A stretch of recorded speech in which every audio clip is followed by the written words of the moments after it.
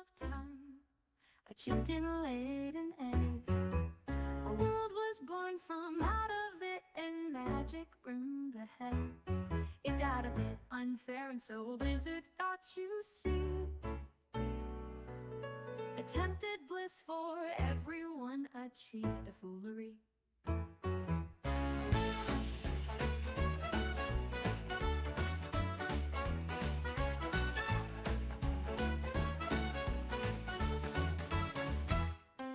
When corruption starts to spread, when democracy is dead, as oppression reaches pressure points, guess who goes ahead?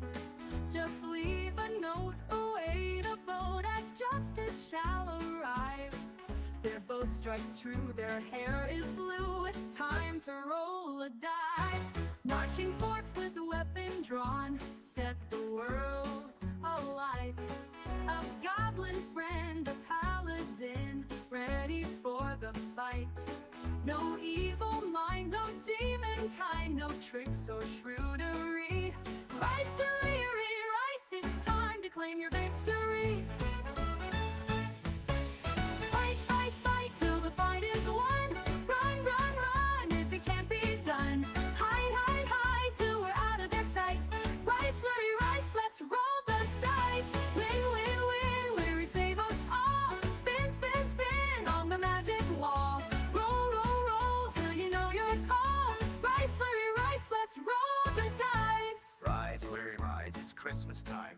Help Santa Gary save his hide. When presents fall, collect them all. Just gotta spin the magic wall. Leary, rise, the hero's light across the cold, harsh winter night. With every present, loot is thine. Fight, fight, fight, till the fight is won. Run, run, run, if it can't be done. Hide, hide, hide, till we're out of their sight. Rice, Leary, Rice, let's roll the dice. Win, win, win, Leary, save us all. Spin, spin, spin, on the magic wall.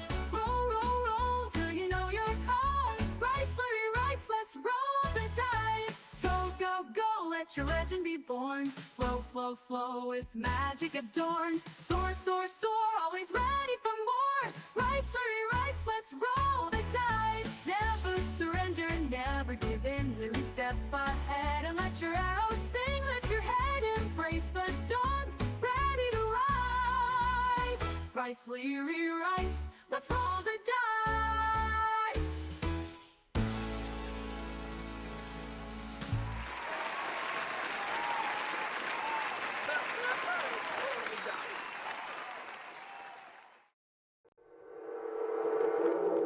Coming up next on BBC Two, it's the Brad Woto stream.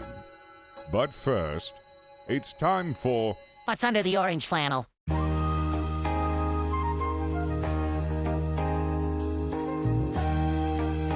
I built for China.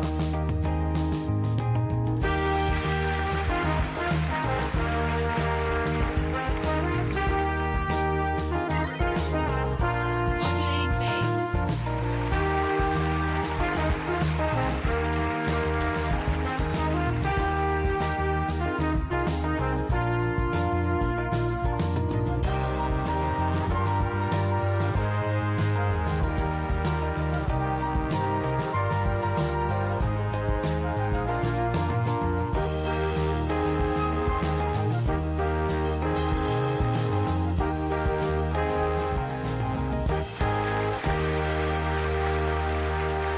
It is time, ladies and gents. Oh, god damn it! Every time, every fucking time.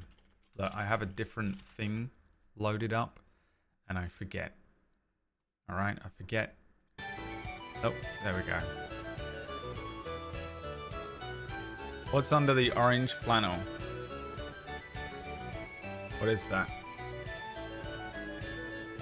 Can you guess what's under the orange flannel today?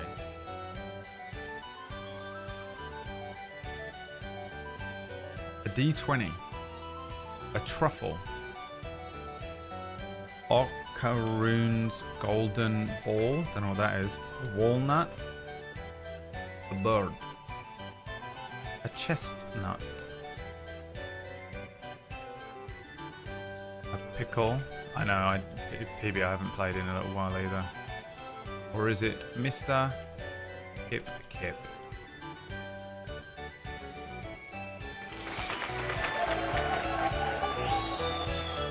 Missed out on all those lotto tickets. What are they called? Jackpot? Jackpot. Guys, if you enjoyed the intro song and what will likely be the outro song for today's episode of D&D, then you can thank Shadow the Wreck God, who wrote and composed it all by himself with no help from anything else.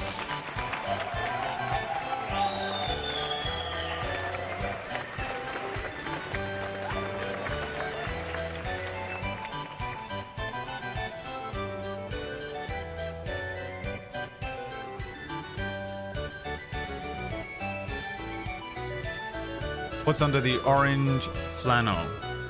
Oh, it's a Dan thing. Alright. Is it you that keeps mentioning that every single day? Someone comes in here and mentions it every single day and I go, I don't know what that is. And you go, oh, it's from this thing. Is it fucking you? Well, quit it! I don't care really.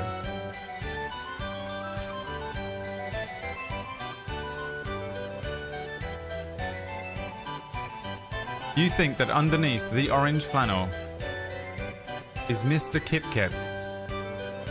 I can reveal to you, in fact, what's under there is Lipstick by Kate and a D20.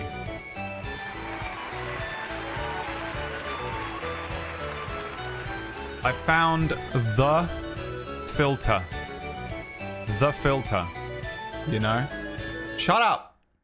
I found the filter from that, you know, the meme guy? The chestnuts roasting on an open fire. And I had to use it. It had to be done. It had to be done. Guys, there are going to be 2 disturbances to your programming this week, and both of them are brought to you by my sister. I told my sister I would pop by and see her today at the late time of 8 p.m. And then she said, oh, I thought you were coming round earlier. And I said, why? I said 8 p.m. I said it will be after 7 p.m. She said, well, I told the children that you were coming round and now they're really excited. And now I have to let down a bunch of children? Or go there earlier. The old catch-22. So now I've got to go to my sister's earlier than I had planned before they go to bed. But I also have to eat in that time somehow. And any other fucking human in the world could just fucking go get some food on the way. Just pick something up, num num num num num. But I can't fucking do that. Everything fucks me up. So I have to end the fucking stream, cook myself some dinner, eat the whole thing, then go there, and then come home and have nothing to do this evening. Yes! Instead of the plan that I had for today, which was literally to do an extra long episode of this, it's now going to be shorter, normal. Short, normal-ish. Cool. All good.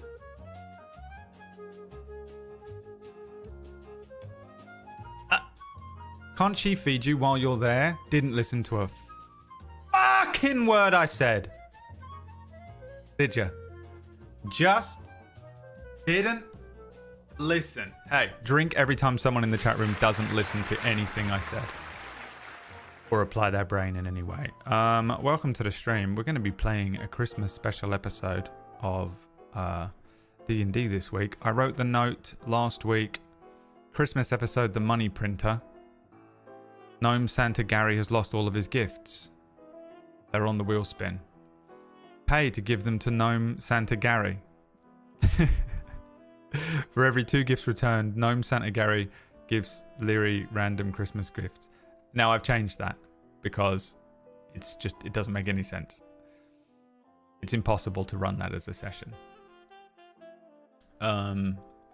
So you'll be pleased to know it has slightly changed, but it is obviously still going to be an adventure with Gary from campaign 1. Campaign 1. Never trust anyone else when you have dietary restrictions. In fact, I've found in almost every instance of that where I've said, hey, I can't eat this, this, this, and this. That's how you guarantee it will be in it somehow. I don't know how it's possible, but no matter what, it will be in the food. Every single time. You know. And also, it's just a really annoying allergy. So no one knows. No one cares. No one knows. I don't care about your allergy. So why would you care about mine? You know, I get it.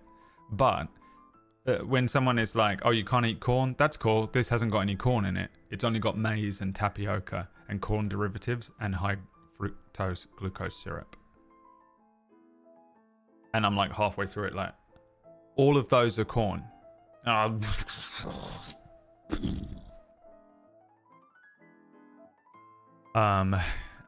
You know. And also, it's just the worst allergy.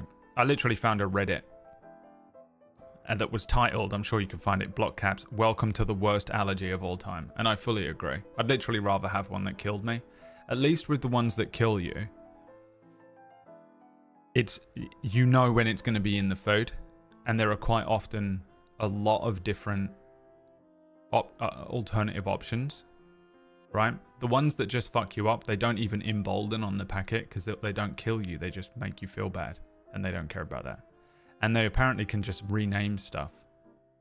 It just says glucose syrup on food now because people were like freaking out about it saying high fructose glucose syrup or high fructose corn syrup. So they changed the wording of high fructose corn syrup to glucose syrup. But the other problem is that glucose syrup is also made from other things sometimes. So it doesn't always have corn in it.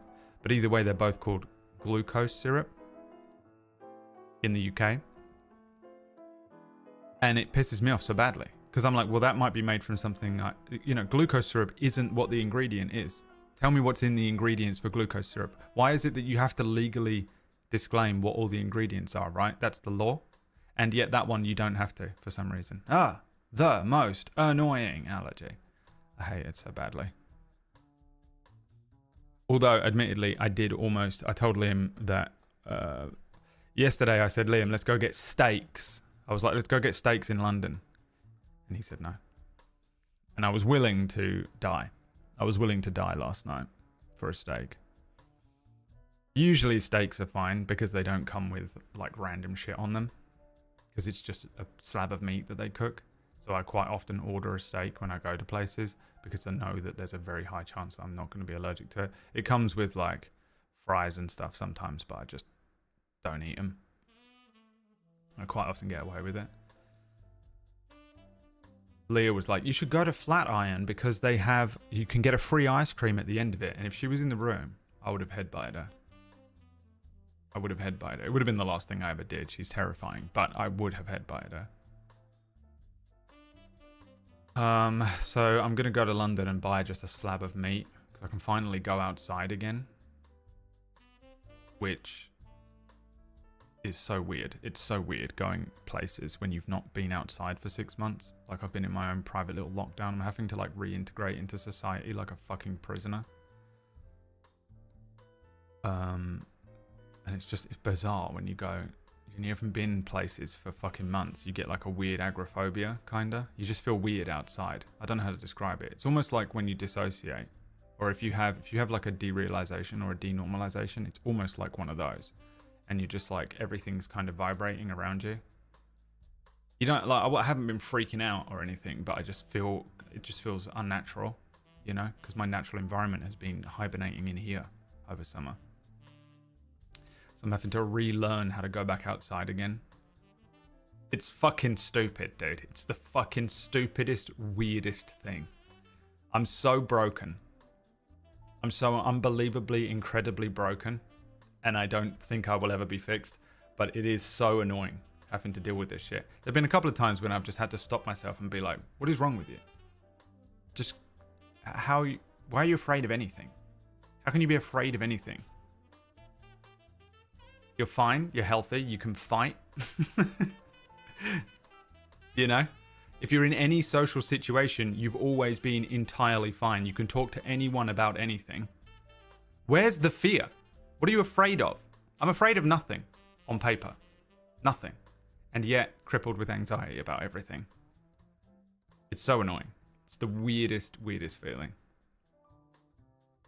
That's leading because fructose isn't just glucose. It's misleading, yeah. I think so as well. I don't understand how it's legal. Does it have an effect if the cows were fed corn? Don't know. I don't drink milk, so I don't know. I haven't finished my science on whether milk is killing me or not, but I think it is.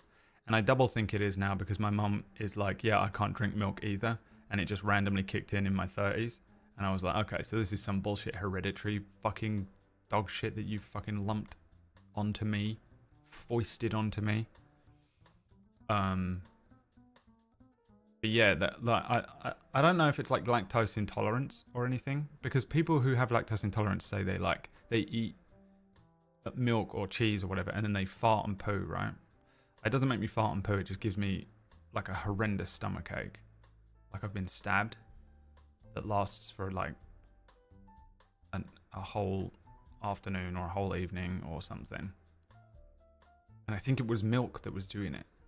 But I also just can't tell because my body's been like completely topsy-turvy. And I'm just not willing to test it. I don't really drink anything with milk in anyway. Like I don't eat that much stuff with milk in. Ever. And I realized when I had milk, that it was the first time I'd had milk in literally years. Apart from every now and then when you eat something and it has like a little bit of milk in, but because I'm eating everything that I've just eaten nothing but bland food for so long now. So I have no idea what it is or whether it's just my body is rejecting it, you know? Milk protein allergy is different. Yeah, maybe it's something like that. I think I've like supercharged all of my allergies this summer as well. And I've been on antihistamines every day for like 6 months. And I think coming off of them, my body was like, huh? Just attacked by every, you know, just things that normally you would never be allergic to. I think I'm still like stabilizing physically. I feel horrific still, but I don't feel, I feel physically horrific, but a lot of the mental shift is kind of abating. And that's all I care about. I can feel physically horrific as long as I don't feel mentally horrific. I honestly feel like I can take an unbelievable amount of like damage or pain, headaches, all that kind of shit. I don't care. If my mental game is off because of that, then I feel suicidal.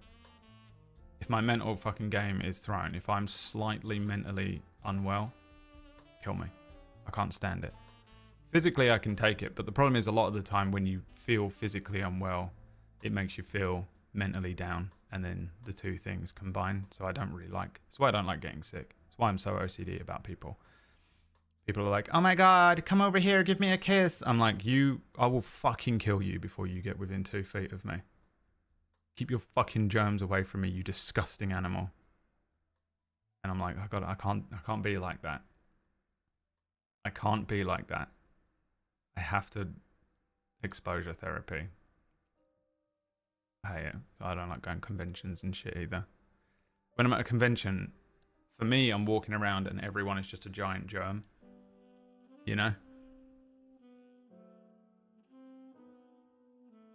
Stay the fuck away from me. It's me when I meet everyone. It's not really. I just, in the back of my head, I'm thinking everyone is covered in germs all the time. Whenever I touch something, I'm like, my hand is covered in germs. It's like classic OCD I've developed. The most classic OCD ever. With COVID-2 coming, I swear to God, people mentioning all these fucking things constantly as well drive me even more insane. Oh, but also you're going to get sick right now. You're sick right now. Just everyone all the time. I haven't even had COVID-1. You watch the news and all that shit, all they're talking about is how everyone is all sick all the time. But shut the fuck up. I'm already fucking scared enough about going outside. Stop telling me there's a new COVID. Stop telling me there's a new fucking disease, a new flu, a new this. I know you're just trying to fucking shit me up because it makes headlines. I know none of it's real. At this point, I don't even think COVID-1 was real because I'm a Republican now. Everyone just fucking shut the fuck up. Stop fucking making it so scary to go outside. I'm like barely making it out of my fucking apartment, you know, and someone immediately is just like, oh, you know, everyone's dying of COVID too now. And I'm like, all right, fuck it. I'm never leaving then. I'm never leaving. I'm never leaving. I'm never leaving. But actually, you're all full of shit. But my fucking subconscious doesn't know that. God, you people piss me off. The streamer commune. The problem with the streamer commune is I'll be running it like the Walking Dead. One of those Walking Dead places. Where I'll be at the fucking front gate with an AK. Because once you're in, you're never leaving. It'll be like a prison. You're not going out there and getting infected and coming back. Kyoki's going to be fucking in a cage, in a basement. She's going to be in that fucking plastic thing they put Magneto in the X-Men movies. She's sick every day. I don't think I've ever seen Kyoki not with a cold. She has no immune system.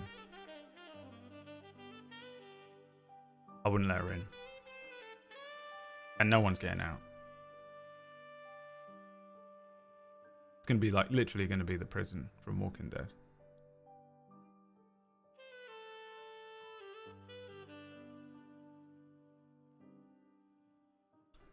Stress obliterates it. Anyway. Now that I'm absolutely fucking petrified about going outside again, thanks to Kirsty, who I don't understand how they haven't been banned yet. I just remembered I have to go outside later on. And today we're going to be going to a faraway land. A land very far away. Far, far away. We do have... See, I didn't have time to edit a new intro. Shadow likes to send me stuff. He's like, oh, here's a piece of music that you can use for a new intro. And I'm like, well, that takes a little while to edit, actually, Shadow. And then he said, well, I've sent it to you 1 minute before the stream. And I say, but Shadow, what do you want me to do with this? And he says, I don't know, but if you don't do something with it, I'm going to fucking kill you. So I'm going to play Shadow's song over the intro now. Of time, but you didn't lay an egg. A world was born from out of it, and magic burned the head. It got a bit unfair, and so a wizard thought you see. Attempted bliss for everyone, achieved a foolery.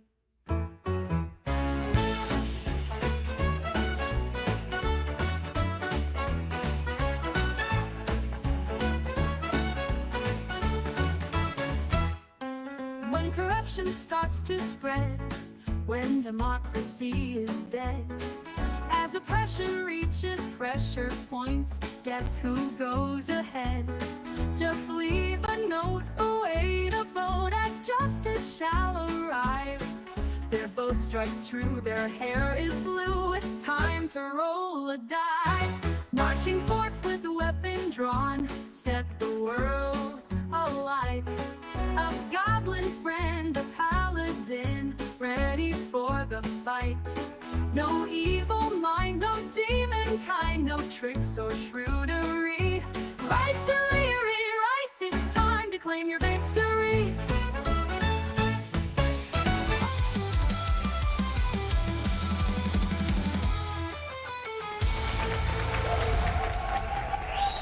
Ah, dude. Nailed it.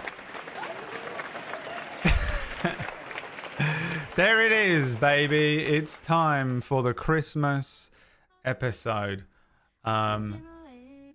With a special wheel spin available for you today. Only gifts, only good things on the wheel spin. XP, items, magic items, potion, scroll, and wishes. On the wheel spin. Last session, when heading, thank you Shadow, thank you Lily Schmid as well, and Nayana and Bew.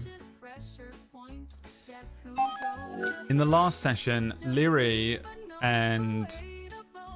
encountered Lancelot, and Lancelot joined the party. Lyri, Lancelot, and Snopflap then went off to head towards the Crossroads Tavern, where they encountered a gnome in a hat that doesn't look too dissimilar to the one that I'm wearing. Red on top with fluffy white bits and a bauble on it.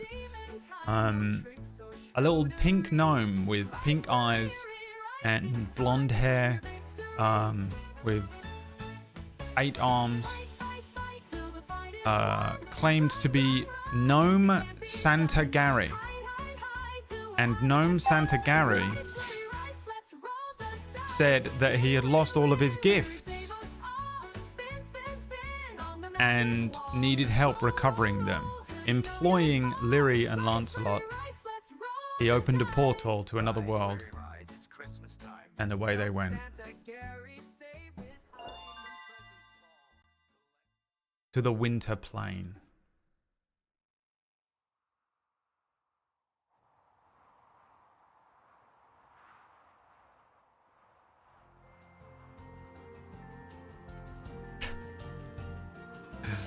A portal is opened exactly, frame by frame, exactly the way Doctor Strange does it in the Marvel movies.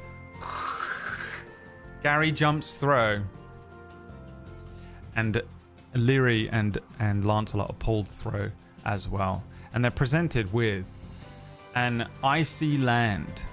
Snow and ice covering everything the eye can see. Caves glittering with twinkling ice. Mist in the sky. A frozen, frosty looking moonlit area. On the ground, there are scattered gifts. This small gnome that has pulled you here says, "Oh shit! Oh shit! Oh look, we've come to the right place. This is where my gifts have been spread." What was your name? Lyri. What was your name? Lancelot. Right. That's 2 L's. Don't you think that's confusing? You shouldn't name your characters with the same first letter. People won't be able to remember. It was sort of done by pure chance and random. Alright. Gathering the gifts up.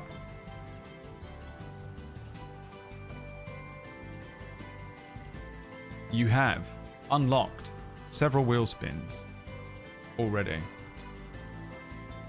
Theory of Games with 10 gift subs, Durkee with 5, Pearly with 5, Ratch creeping in with 2, even though he's at work. You also start with a wheel spin from last week, and you get 2 more because someone who was anonymous in the week requested 2 with money, and I decided to allow it. So we're starting with 6 wheel spins. I've heard of a nearby town called Blackmain. I sure wish someone would describe what it's like to walk into the place. You are never, ever going to find out what it's like to walk into Blackmain. It's just an impossible piece of information that cannot be found. It cannot be found.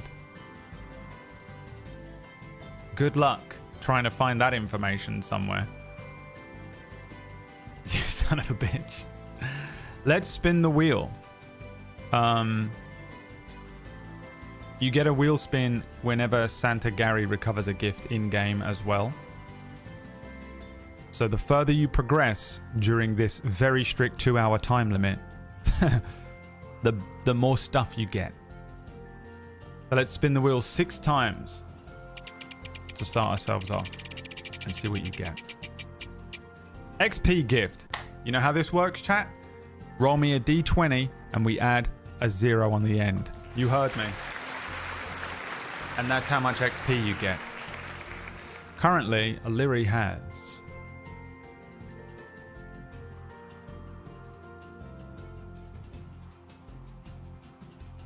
1,483 XP. Exclamation point roll d20 in the chat room will allow you to roll a d20 if you're new here.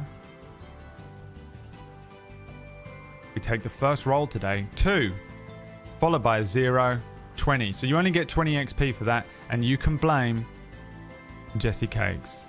So here we go, some math. So that would be 503. 1,503 XP. Here we go. Second spin of 6.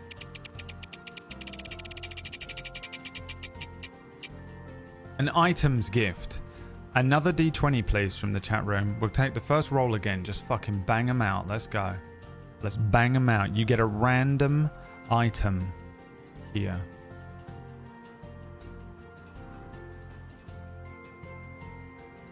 A 3. You find some jingle bells. A handful of small bells that jingle cheerfully when shaken or attached to clothing. Is there somewhere I was putting items? Yeah, standard loot. Jingle bells. Just a normal item, not a magic item. Next wheel spin. If you can get creative with those bells, you win. A potion.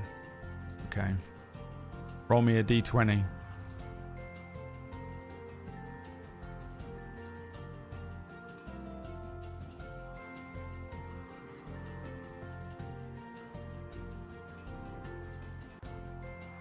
A 3.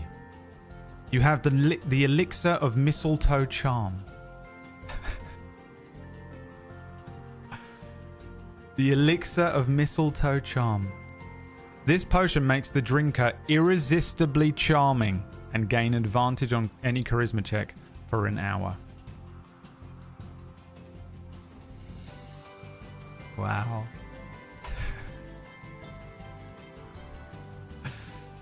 Nothing changes. Okay, what number was that? 2? Next wheel spin. Here we go.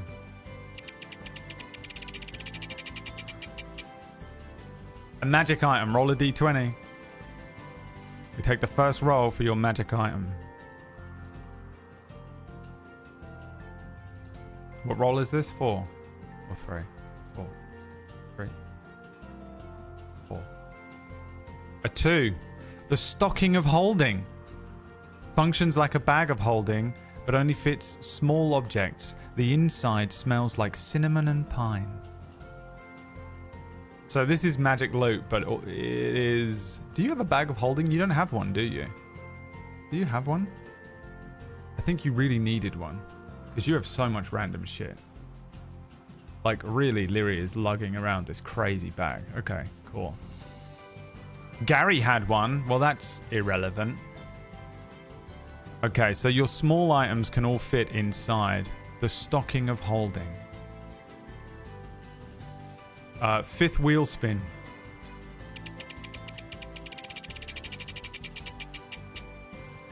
Another item. Roll me a d20. Normal item here.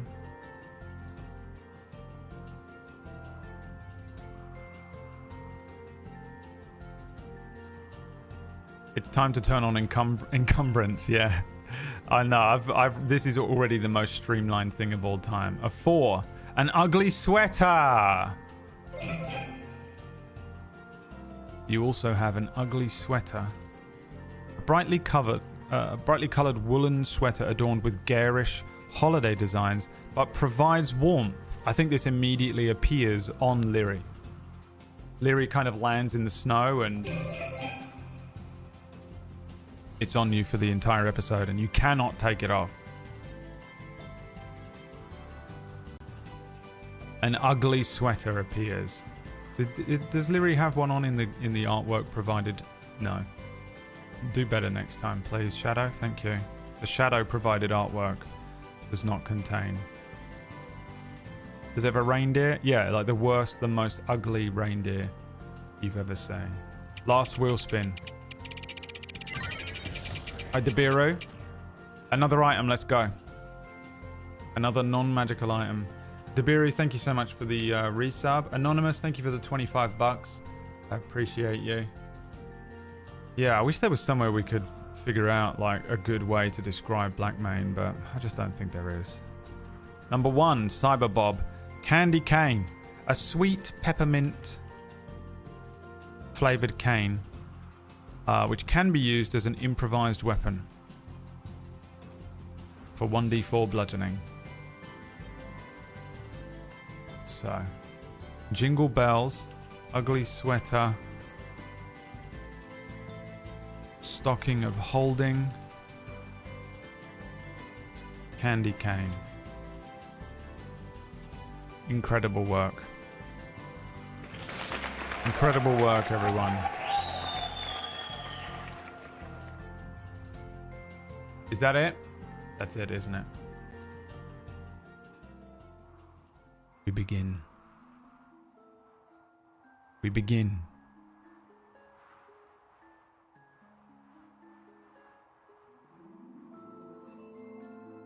Around you, Lyri in this ugly sweater, all of their items.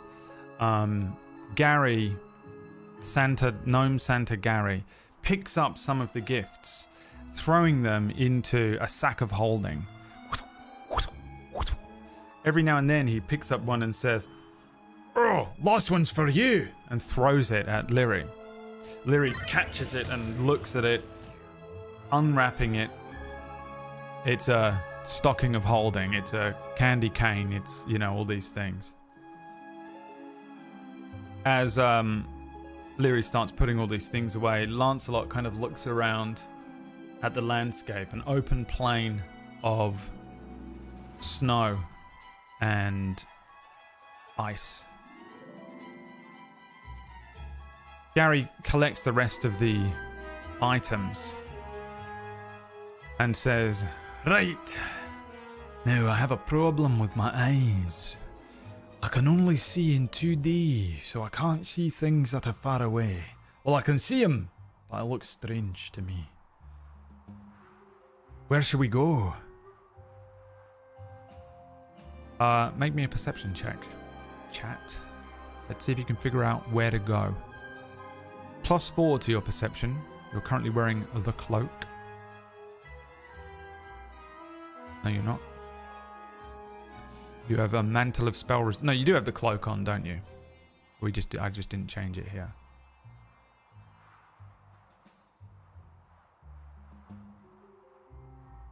Cloak of the Hunter, which gives you expertise on stealth and perception.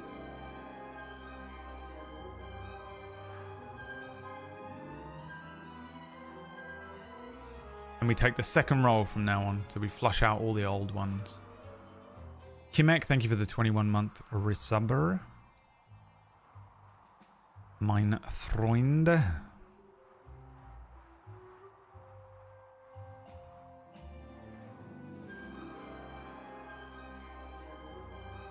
Winter Gary. Gnome Santa Gary is trudging around in the snow, leaving little footprints. "Oh, I'm ruined, I tell you. I'm ruined if I can't find the gifts. Oh, we gotta get them back. And by sunrise," hitting Lyri and Lancelot with his varying arms. Does almost no damage, but he's striking them as he does so. "The children of Badgerbrook need their presence." A 13 +4 makes that a 42, which is a success. You can see in the distance part of one of these mountainscapes, a little ways away, not too far, but you know, a relative walk, is a glittering kind of cave that has these strange ice formations that sit and curl around the entranceway.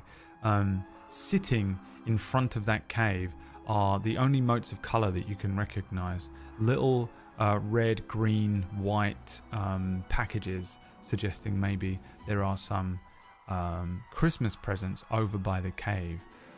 I'm going to ask this question and I'm going to regret it, but what does Leary do? Now, obviously, go to cave is one, which is west of here, obviously.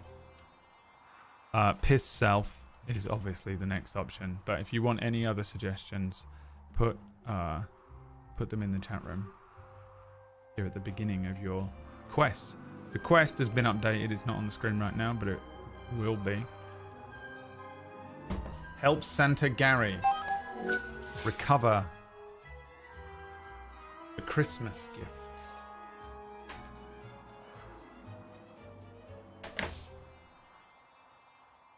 Naiku, thank you so much for the sub. Sing Christmas carols. I know what you're doing. It's not going to work. Investigate Santa. Oh, there's one here as well. Put the jingle bells around Snotty's neck as a little necktie so we can keep track of him. He isn't here. Remember, if we sort of flash back to the tavern that he's in, Snotflap is wandering around. Where did they go? Hey, did you see a big ugly thing with blue hair and a shiny tin man? A woman screams, and then we flash back to here. Remember that he wasn't there. He was in a bush when everyone got teleported away, so he didn't get to come on this adventure, which is probably a good thing, because I feel like he would have killed and eaten Gary. Ask Gary about his wife. Edit Miss Claus's videos. What does that mean? You know what? We're done. You can vote. Meme I don't understand. Go to the cave, piss self, sing Christmas carols, investigate Santa, ask Gary about his wife.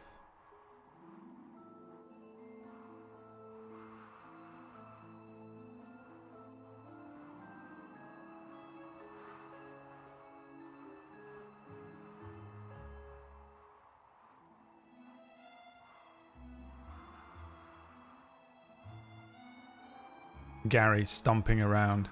Oh, I tell you, if I don't get those presents back by sunrise, which is in 2 hours. 2 hours not game time. 2 hours in the real world. 1 hour and 50 minutes. Oh, I'm in trouble. Oh, I'm in so much trouble. There's a time limit on this episode. He says. Go to the cave in the west. The correct answer. Moving across the snow, Lancelot's armor,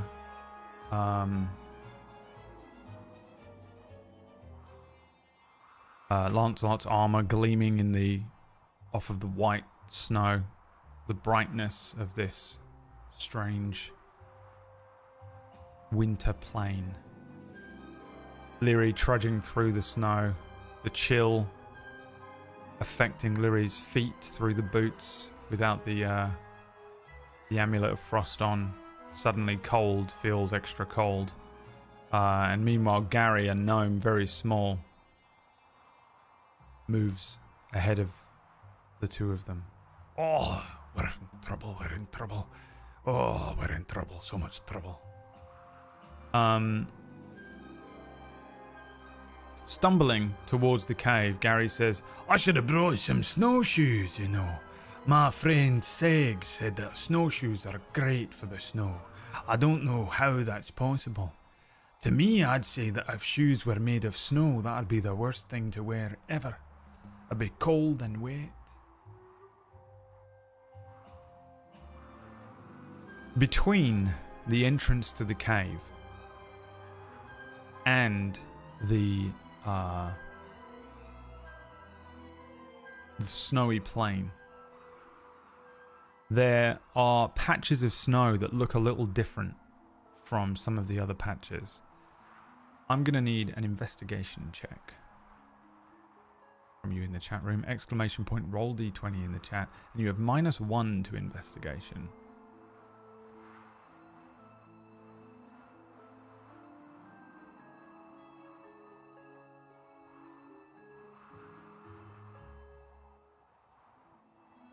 Are they yellow? Well, you need to pass an investigation check to find out.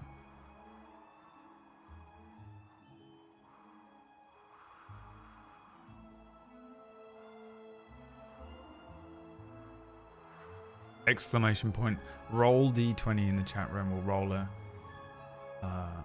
a dice for you. It will pick one at random.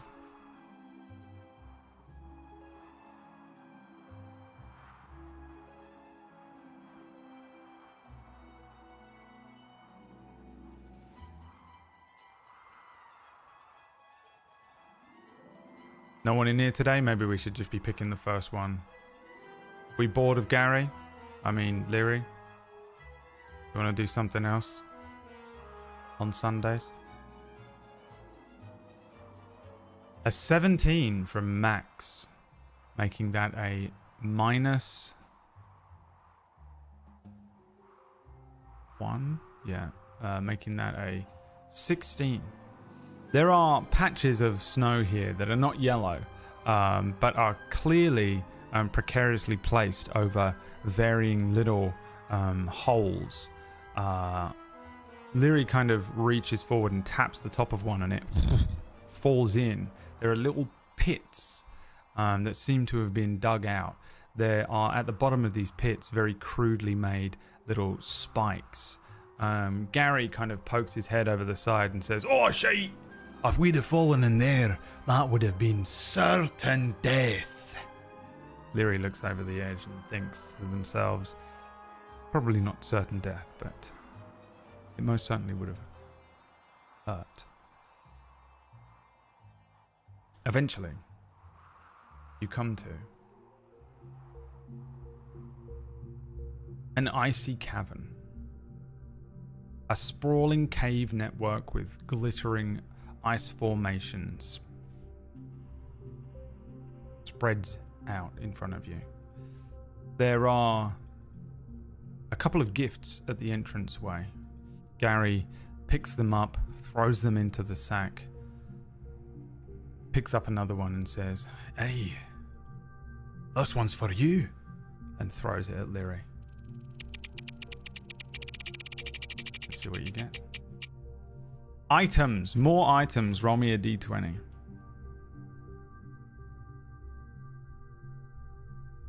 Take the first number. An 18. A holiday candle. A wax candle with a faint cinnamon scent provides light when lit.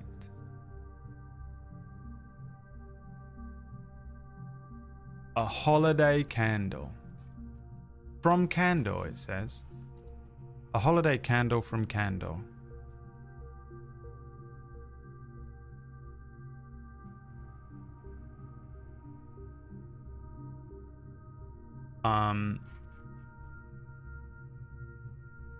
This cave opens up ahead of you, and you can see that it goes deep into this mountain. However, there is a very slippery looking ice bridge ahead of you. It spans a pretty deep crevasse, and I'm going to need an acrobatics check from you in the chat room, please. You have a +3 to your acrobatics.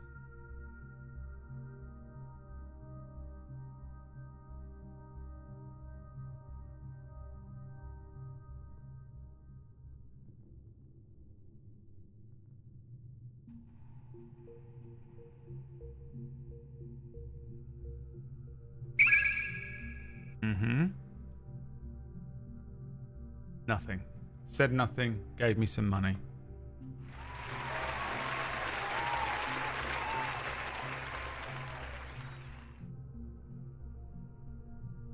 Mum's the word. Yeah?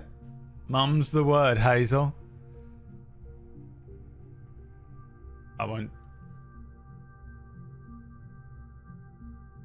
I won't say a fucking thing, Hazel. No one needs to know, yeah?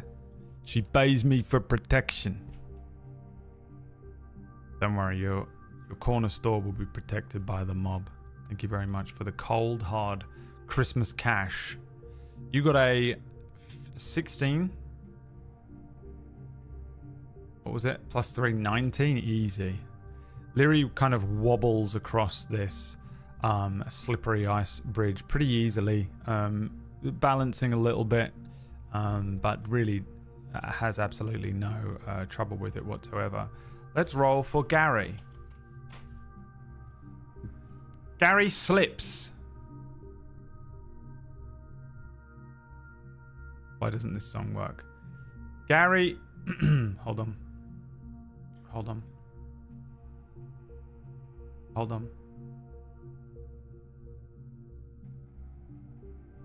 Gary slips. What? Shit! His arms, all of them, pinwheeling. He slips and falls into the crevasse. What does Leary do?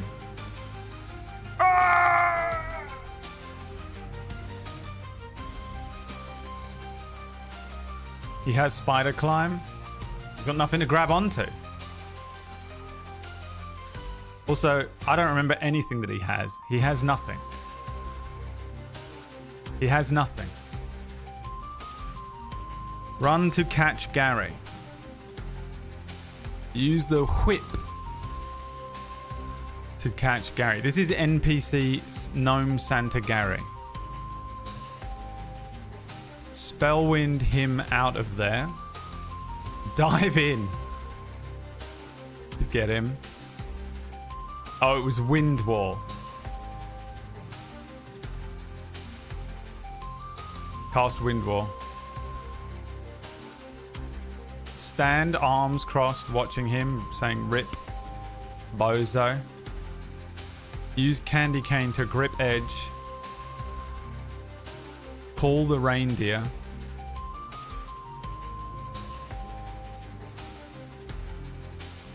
Fire a rope arrow. That'll do. Alright, away you go. What do you want to do? Gary. Legs. Whoa, whoa. Arms. And then, finally...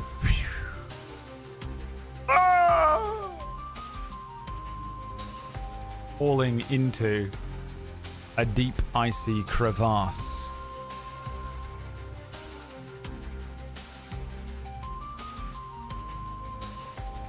What does Leary do?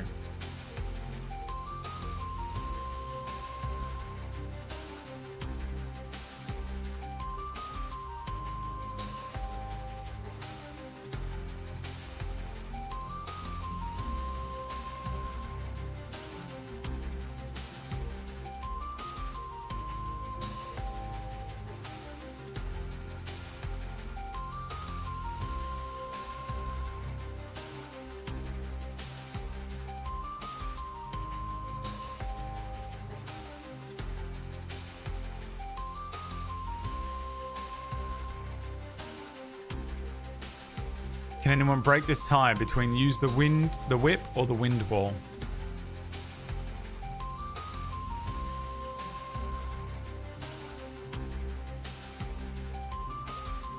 Cast ye vote. Dabiru wants to win D&D right now with money, which is possible. Which absolutely is possible. 5 gift subs, thank you, Dabiru. Wind Wall. Okay. Leary whipping the scroll out from the scroll star. Begins incanting. Casting one of the charges of Wind Wall that you have left. You've only got 2 left. Suddenly, underneath Gary, a wind wall.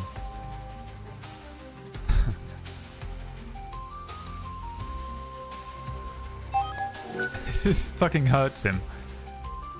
Rises up from the ground at a point you choose. It can be 15 feet high. So this actually just appears at the bottom of the crevasse. Underneath Gary. And Gary will continue to fall into the crevasse. Ah! A wind wall appears underneath him, all the way at the bottom, which is 60 feet down. And it will catch him. Ah! Caught in the wind wall. Gary is now in a wind wall, which doesn't hurt him. But he is 45 feet down. What does Leary do? Gary is in the wind wall, 45 feet down inside the crevasse. What does Leary do? You create an airbag, jump in,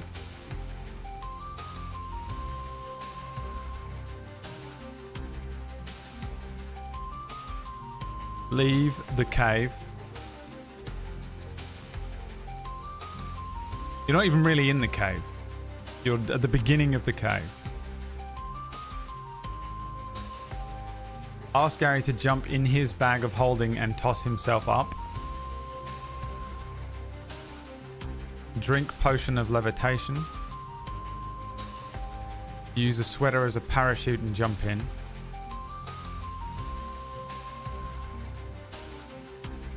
Any other suggestions?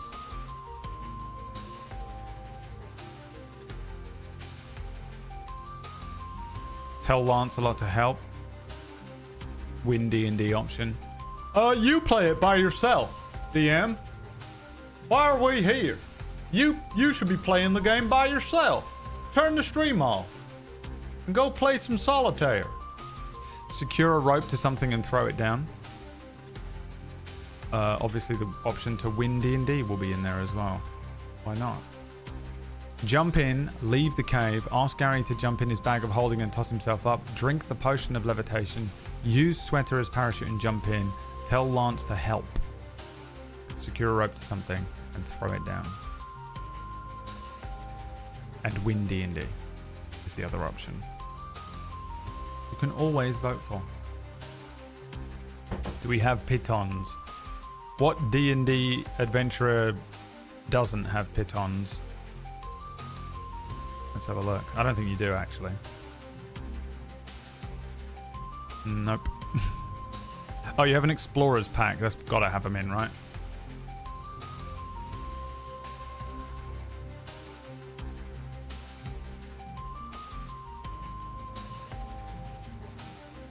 No, it doesn't. You don't have pitons. Incredible. Never said before in a D&D campaign. Secure a rope to something and throw it down. Okay. Give me a survival check. You have +2 to your survival roll. Exclamation point, roll d20 to roll the dice, and we'll add +2 to it to see if you can safely secure something. A rope to something. One of the stalagmites nearby. Bradimus Prime, thank you for the 42 months. Shadow, thank you for the 2 gift subs. You've got another wheel spin. Gary at the bottom of the thing says, "Oh, there's a gift down here." Rolls over in the wind wall. Reaches out, snatching a gift. A 19. +2, 21. Securing the rope very comfortably and throwing it down. Gary says, "I've not got the strength to lift myself up." All of his arms gripping on to the rope. He says, "You will have to pull me up." Leary and Lancelot look at each other and Leary shrugs. Lancelot says, "I shall help." And the two of them start pulling the rope up. Give me an athletics check with advantage, please. You have a +3 to this, so we'll just take you because we'll take both rolls, whatever rolls come through. We'll take the higher of the two rolls. The first roll is a 6. Can you beat a 6 on the second roll? Can you beat a 6 on the second roll from Insta Rage trying to kill Gary? That's unheard. Can you beat a 6? Hefting Gary up. Lancelot and Lyri lifting the little gnome. A 2, you cannot beat a 6. So you get a 6, which is a 9. How heavy was Gary? Can you remember how heavy Gary was? I'm going to roll a d20. -5. And that's the DC you have to beat. You had to beat a 5.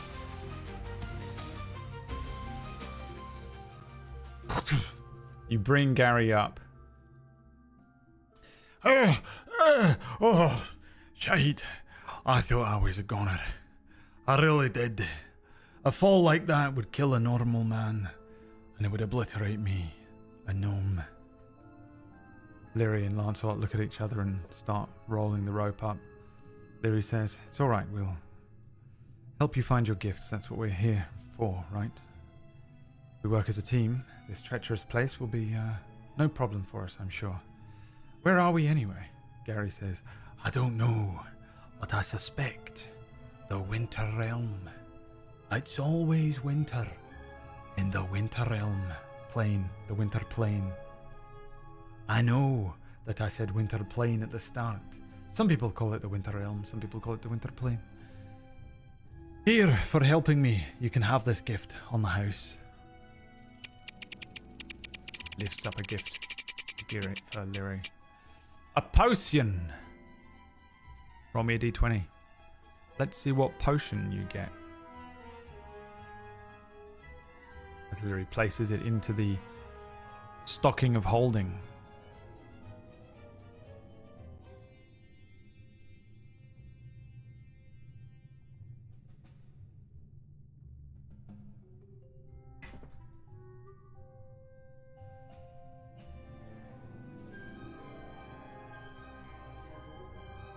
A 15.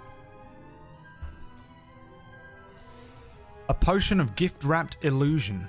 Drinking this potion allows the drinker to cast Disguise Self for 1 hour. Now that's a good potion. Thank you, Ratch's work account. No way that's actually Ratch. It's just his work account.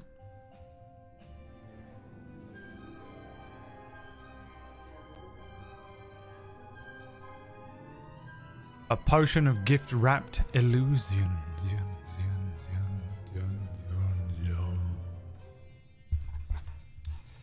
Okay. Once again, I don't know whose card is on this computer. Someone in accounts next year is going to be like, what the fuck? Why have we given so much money to this guy every Sunday?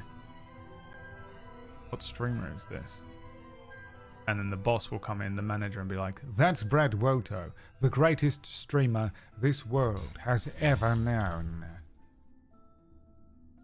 Send him more money, double it. Okay, where were we? You were doing the first part of this quest. As you step inside, parts of the wall of this cave are rock, and parts are thick sheets, walls of ice. Nearby, you recognize that there are 3 gifts frozen inside part of this wall. across the top of this part of the wall, it says, "Break me not, melt me carefully."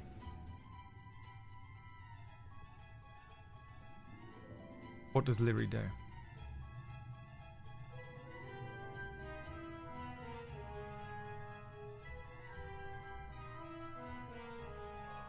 Break me not, melt me carefully. Let's take a look at your arsenal of things so that you can be reminded of what you have. You have Wind Wall as a spell. You have a longbow, a whip. You have arrows. You have Big Flap's Great Club. You have a tinderbox, 10 torches, some rations, a hip flask, an amulet of undaunting, an amulet of warmth, a Frostheart orb, a gnomish yo-yo, pocket jerky, bone dagger, the rod of resurrection, an unknown beast fang, a pipe made from dragon bone, the novel non-canon, seashell amulet, companion compendium, a bag of dirt, a padlock, jingle bells, ugly sweater, stocking of holding, candy cane, holiday candle. You have a curse of derealization. You have potions which will neutralize poison, give you strength, give you water breathing, give you a mermaid's tail, let you hover, make you irresistible, and allow you to disguise self. So, what would you like Lyri to do here? Break it. Make a small bonfire. Frag out. Beads of force, that's a grenade.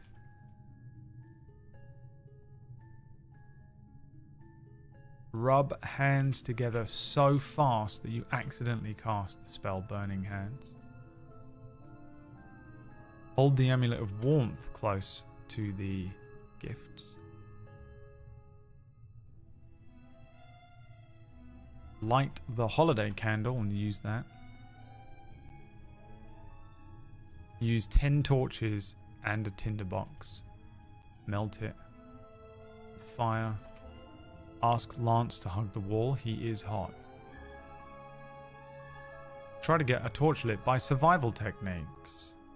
Okay, there's your options. My Delony, thank you for the 70-month resubscription. That's going towards a wheel spin today. Nothing but good things on the wheel spin today. No encounters, no curses, no natural ones. Nothing but goodness and XP. What does Lyri do? Break me not, melt me carefully.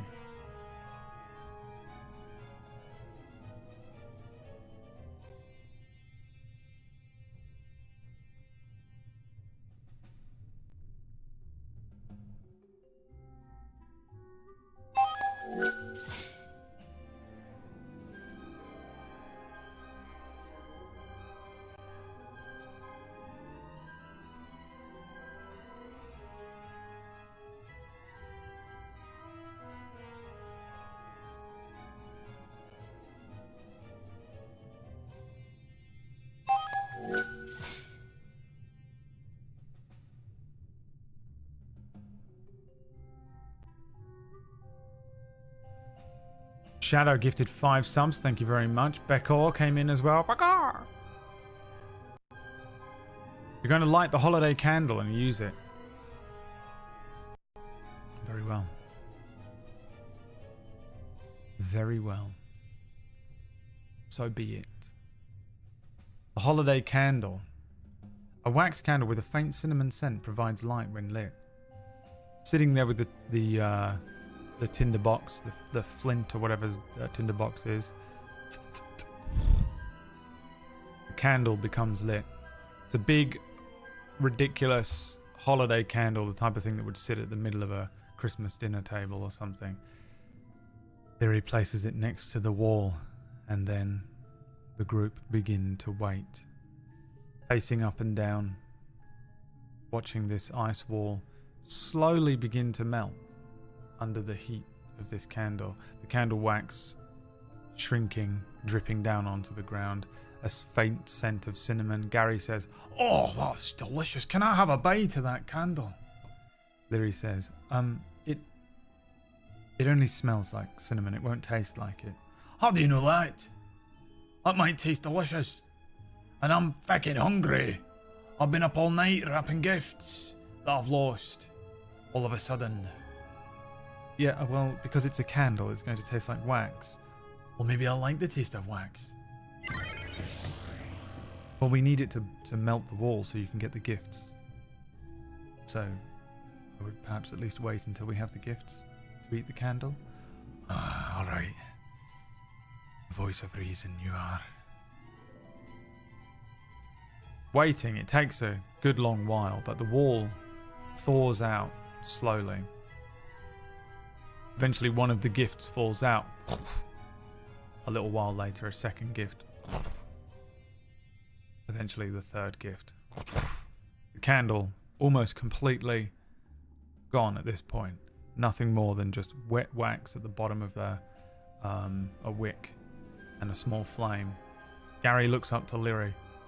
Leary gives him a curt nod and he licks up and eats the candle wax. A few seconds later goes, That tastes disgusting. You lied. I didn't lie, I said it would taste like candle wax. I love candle wax. That doesn't taste like candle wax at all. What does it taste like? I don't know, but I don't like it. Right. Well, at least we got the gifts. Aye, we did. We got the gifts. Grabs them, throws them into the sack of holding, Santa's sack of holding, which Santa must actually have in real life, by the way. You know, when you think about it, it's what Santa actually has. And we move on. Do you get another spin? Oh, you do. He says, Oh, look. This one here's for you. From a witch. let's see what you get. Another item. Roll me D20, chat. If you can replenish the candle on an 18. Take the first roll. Whatever it is. Whatever it will be. What could it be? A 3. Some more jingle bells. I'll let you re-roll. Keep going. We won't do duplicates. We'll keep going. Keep going. We'll take the second roll. We'll do no duplicates unless it's one that's been consumed, so you can get another candle from candle. A 2. A woolen stocking. A cozy knitted stocking, perfect for storing small trinkets or hanging above a fireplace. It looks exactly like the stocking of holding. It's confusing as shit.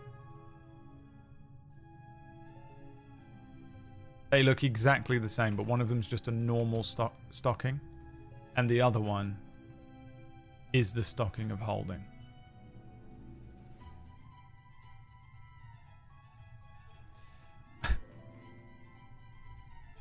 Okay, you got the 3 gifts out of the wall.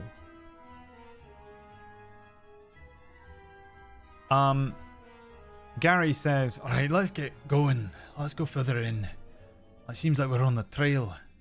do you think something stole all the gifts and has been dropping them as it's run away? Or do you think they were fired out of the vortex that they got pulled into and they kind of just went this way endlessly until we find them? Leary shrugs. Lancelot shrugs. I don't know either. And Gary leads the way further into the caverns.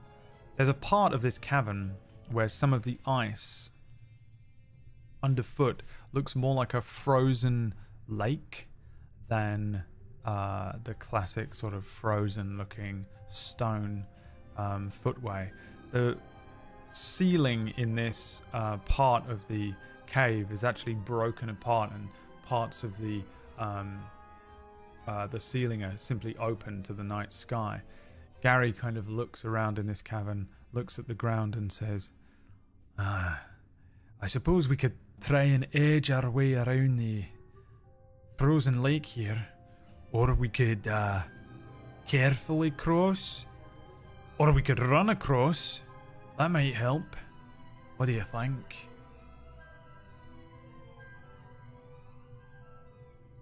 What does Leary do?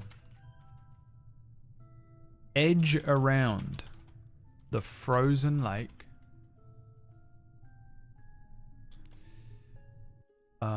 Steadily and carefully cross the frozen lake. Run across the frozen lake.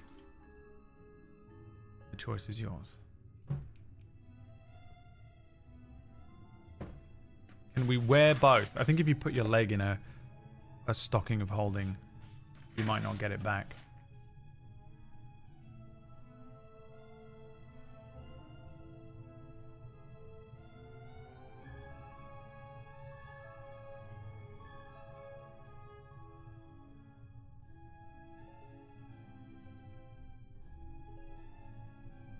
I think that's the end of the leg.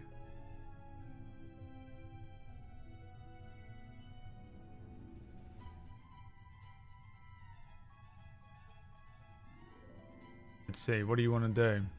Edge around the frozen lake. Steadily and carefully cross the frozen lake. Or run across the frozen lake. Steadily and carefully cross it. Okay. This is an acrobatics check, please. I believe you have a +3.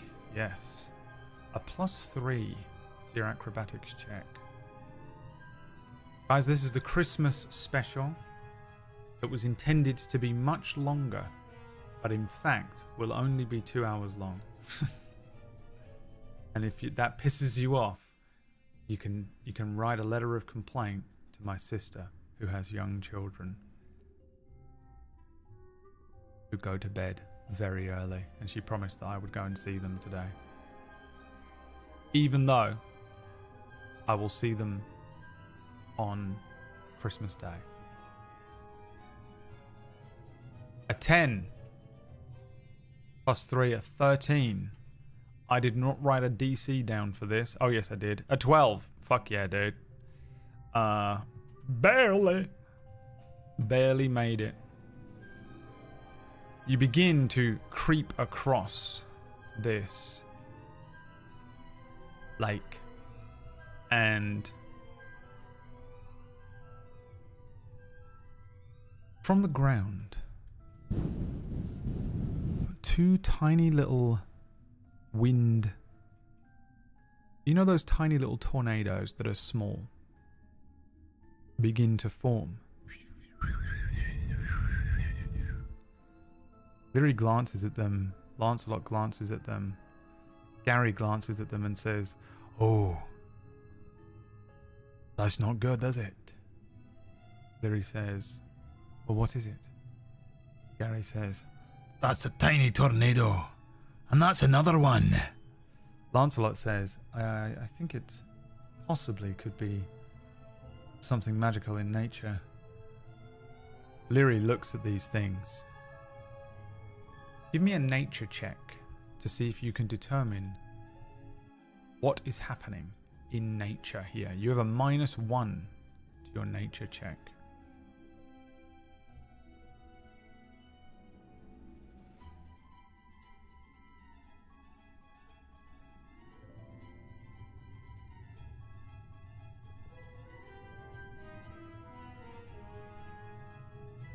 Let's see what you can get.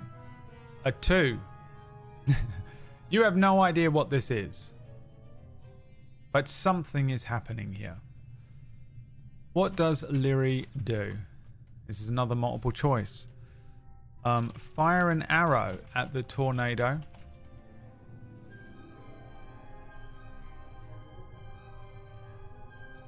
Attack it with swords. Run away. Speak to the tornadoes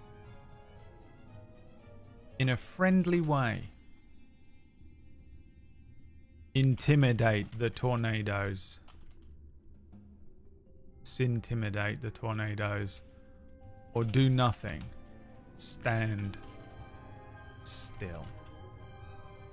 Those are your options. Fire an arrow, attack it with swords, run away, speak to the tornadoes in a friendly way, intimidate the tornadoes, or do nothing and stand still.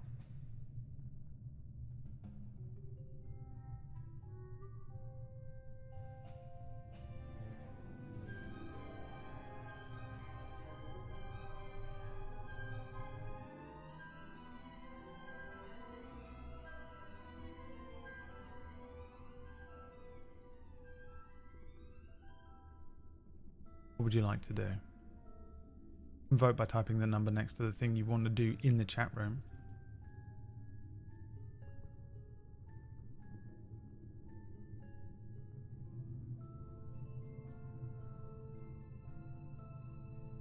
Plan is to speak to the tornadoes in a friendly way. What does Lyri say? The choice is yours. Suggestions in the chat room. Friendly phrases. Friendly things to say. What does Lyri say? What would you say to two tiny little tornadoes in the middle of a frozen lake? In the middle of a cave? In the middle of the plain of winter? Merry Christmas. God Jewel. Don't know what that means. How's it blowing?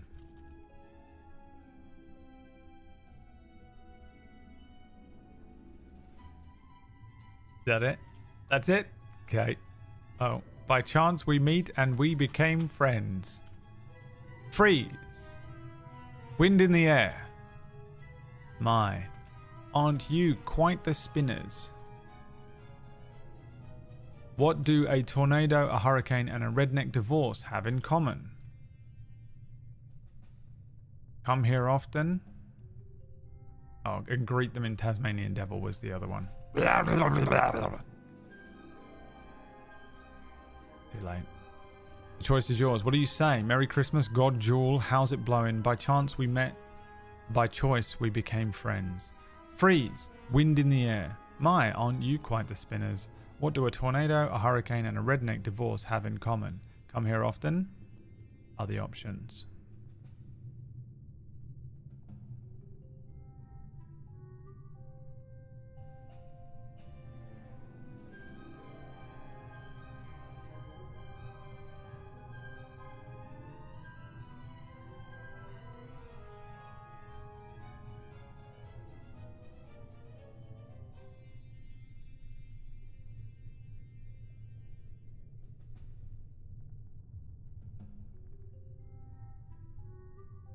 You're going to say, how's it blowing?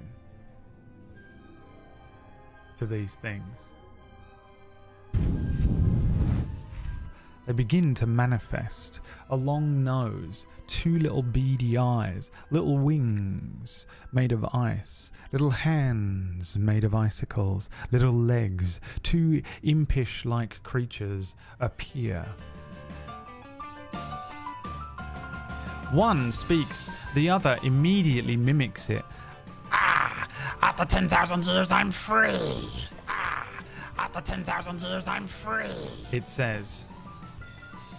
Two little icy creatures, turning their beady little evil eyes over to you, they say, Look, it is our first meal.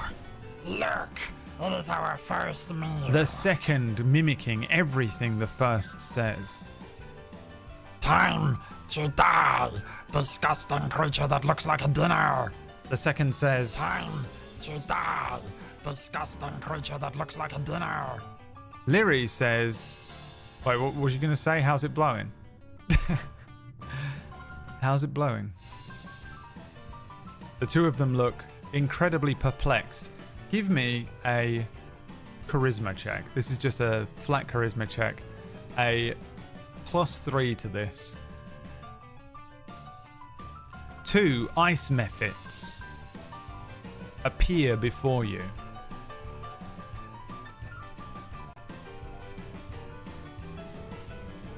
What happens if I click this button?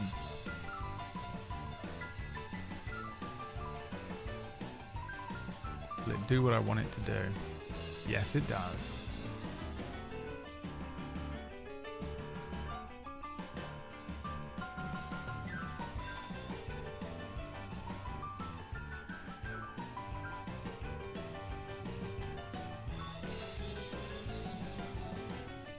A 9 or a 15.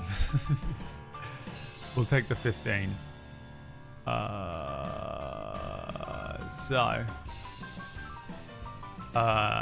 An 18. The first ice method says, What? How's it blowing? Well, it's blowing pretty great, to be honest. We've been trapped for 10,000 years, and now here we are. What? the second How's it begins blowing? speaking as well. Well, it's blowing pretty great, to be honest. We've been trapped for 10,000 years, and now here we are. They seem to be less inclined to immediately attack and eat you. What does Leary do? The choice is yours. I wasn't sure if we were doing first or second roll. I don't think any of us are.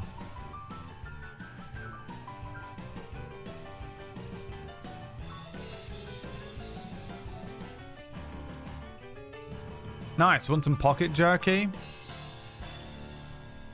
Ask Gary if he has any presents for them. Recruit helpers to find present. Insult them. You must be hungry. Fancy coming with us to grab a bite, to grab a butte somewhere. Ask them who's the better of them. Would you like a candy cane for a first meal? How'd you get trapped in the tornadoes? Straight up, just try and put one in a stocking. Alright. Nice. Want some pocket jerky? Ask if Gary has any presents for them. Recruit helpers to find present. Insult them. You must be hungry. Fancy coming with us to grab a butte somewhere. Ask them who's the better of them. Would you like a candy cane for a first meal? How did you get trapped in tornadoes? Try to put one in the holding stocking. Now remember, if you have dyslexia, or you are slow to type, or you're just bad at typing and spelling, then this is the worst campaign you could ever be in, because if you're spamming to desperately try and get in an answer so that it might get picked and chosen, you're at a massive disadvantage. And there's nothing I can do about it, because this is a live production. And you just have to suck it up and deal with that. Sorry. It is what it is.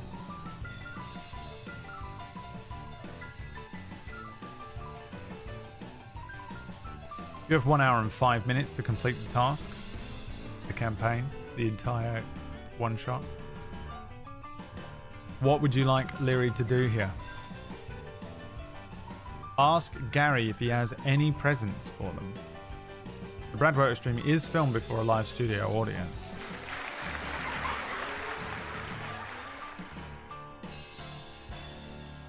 Ask Gary if he has any presents for them. Is the answer here. Perhaps, Gnome Santa Gary, you have presents for these two? Gary says, Oh, you know, I'll have a look. I'll have a look in my Santa's sack of holding. Let's see here. What's your names? Ice Method. Ice Method. Yous both have the same name. Yes. Yes. it didn't record that one, shut up. Alright, here we go. I do have gifts for you both. Here. He throws a gift at each of them. Guys, what is the gift? What is the gift?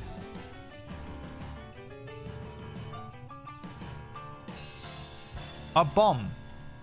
Or Lil Red Noses. Those are your options. Which one is it? A bomb or Lil Red Noses? This is going to be hard fought, I think. This is all the shitty little 13-year-old boys versus all of the, oh, it's so cozy, I love winter, white girls. Who will win? This will determine what game we play for the next month as well.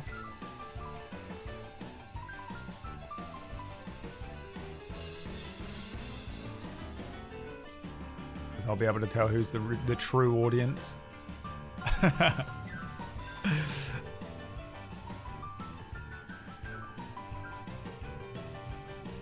It's all decided here and now. Little Red Noses, we're playing Stardew. Playing Stardew Valley. They open up their gifts, tearing into them with their little icy claws. As they pull out a red nose, Gary points at his nose and they look back at them and pop them onto their nose. Leary says, well, you look absolutely wonderful. The little Mephits say, oh, these are great. I always wanted one of these. Oh, these are great. I always wanted one of these. Hey, you guys ain't so bad. I guess we'll just let you carry on with your adventure. Hey, you guys ain't so bad. I guess we'll just let you carry on with your adventure. Go on and head on through the cave to the next part of the game. Go on and head on through the cave to the next part of the game. congratulations, you completed the Mephit encounter.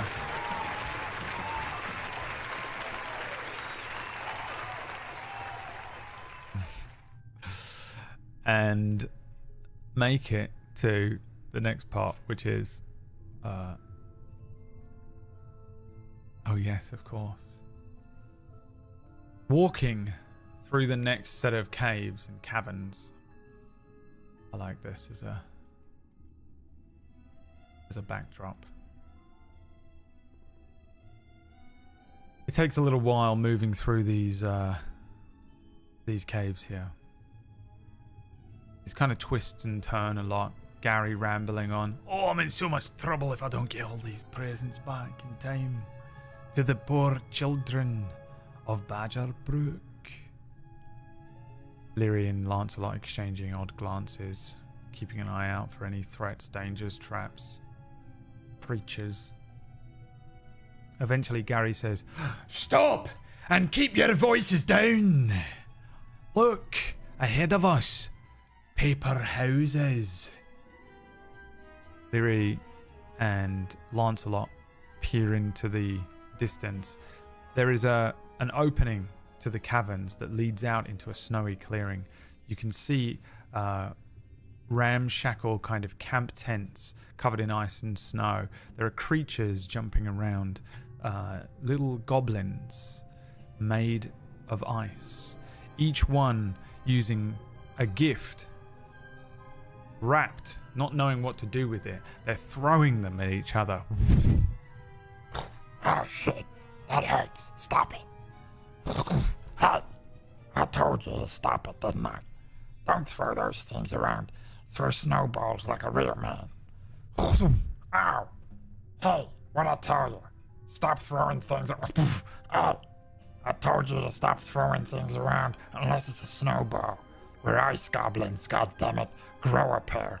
Become an ice goblin. Throw a snowball. Don't throw whatever that shiny thing is. Ow. What did I tell you?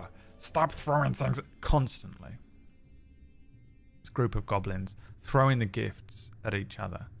Gary says, Oh no, my precious presents. Oh, they're making snowballs out of them. The nerve.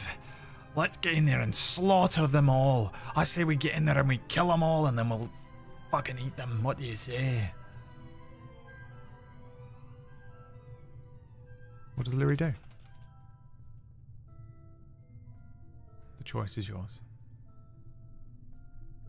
Throw a snowball. Oh, the whole thing. Throw a snowball, which is the same as snowball fight. Intimidate. I love that intimidate is just always an option. Intimidate. Activating intimidate. Grab the gifts mid-throw. Wind wall.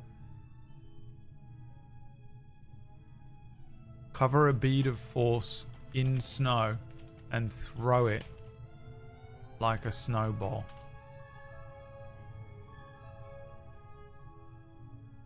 There's your options. Throw a snowball, intimidate, grab the gifts mid-throw, wind wall, cover a bead of force in snow and throw it like a snowball. Or spin the wheel. I'll say this much for you. While they're throwing the gifts around, one of the gifts goes off course, hitting the cave entrance and sliding towards Gary, who brings the sack of holding down the gift, sliding across the ice in the cave and straight into the sack. Oh, watch one at least. Oh, hey, look, that's for you.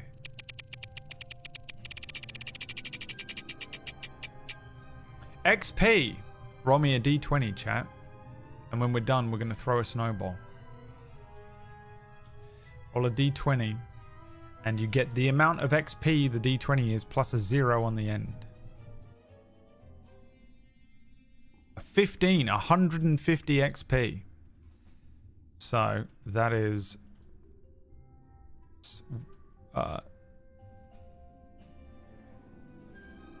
1,653 XP in total.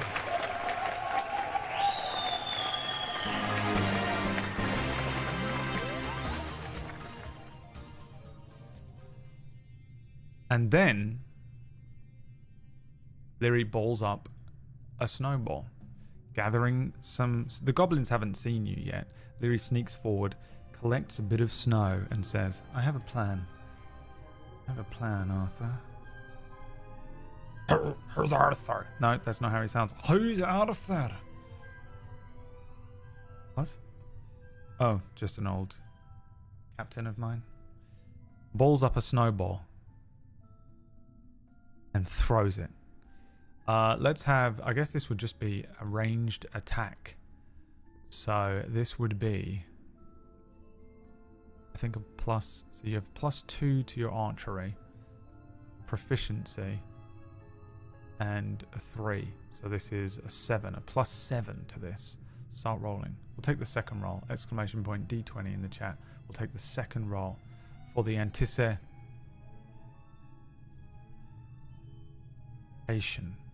of it all. It's not what I wanted to do at all. Not that 7.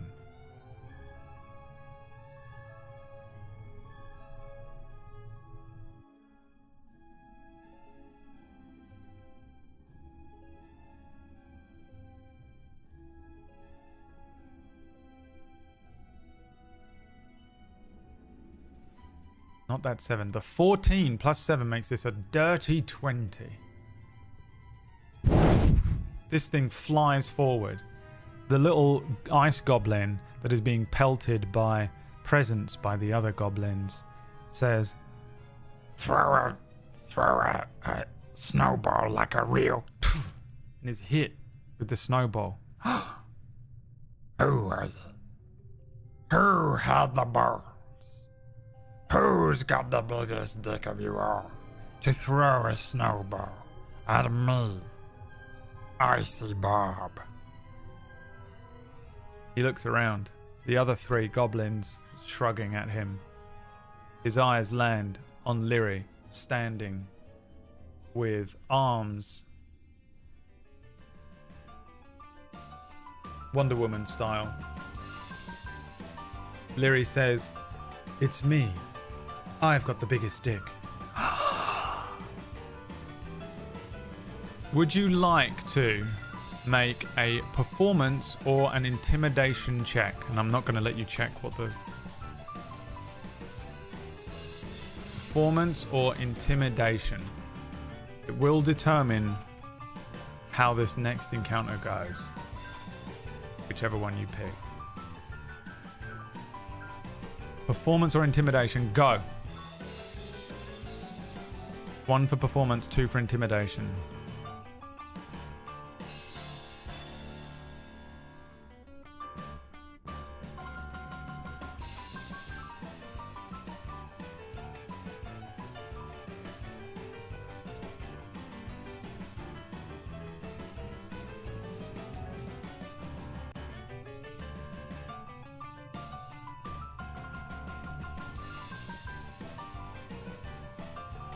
Performance check.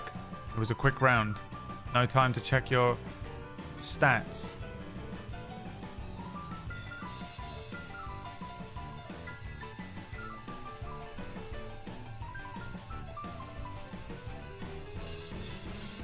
Roll me a performance check. You have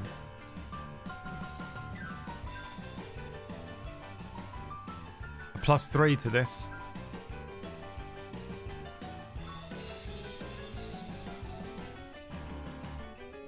I don't know why they live in such enormous tents.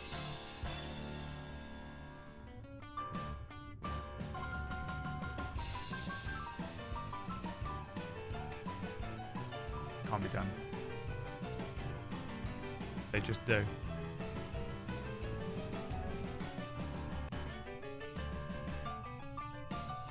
A 12 +3, a 15. Let's roll for Icy Bob a charisma saving throw. He gets a 13 and a natural 0. Icy Bob, his eyes sparkle. Standing before Icy Bob is a god. The god of snowballs. Get your heads down and kneel. It's the god of snowballs. Come here again to bless us with the greatest speech you ever done heard this side of Christmas Day. The other goblins fall to their knees, heads bowed, touching the snow. Icy Bob says, We welcome you to this place. This is our home, Icy Bob's Tentopia.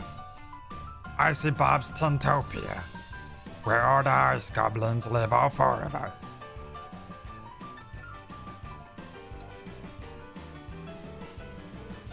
Please, bless us with your speech. what should Lyri's speech be about? You guys know it's not flat. That's how goblins sound in this.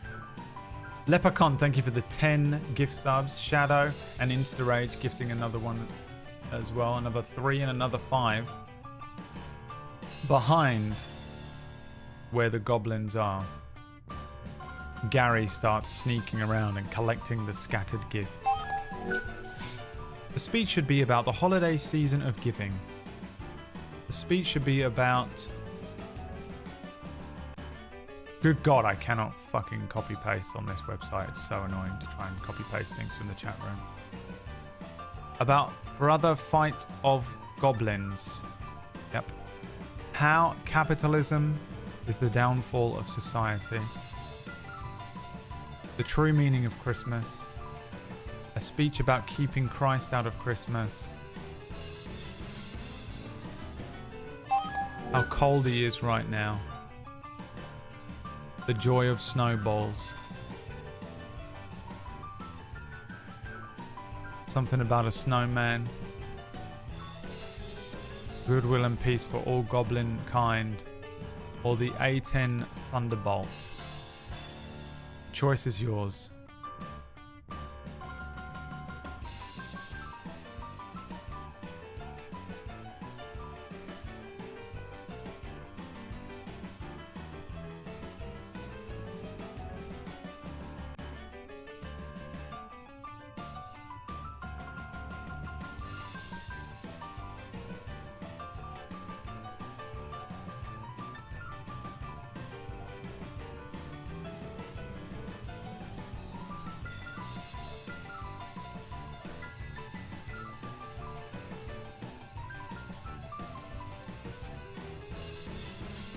What should the speech be about?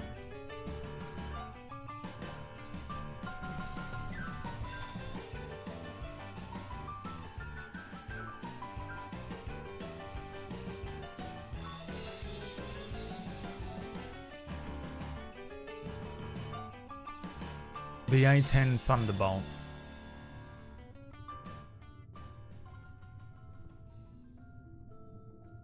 Lyri looks to the others. Gary sneaking around, collecting the presents that are scattered around the area while the goblins aren't looking. Lancelot shrugging a little. Lyri realizing they need to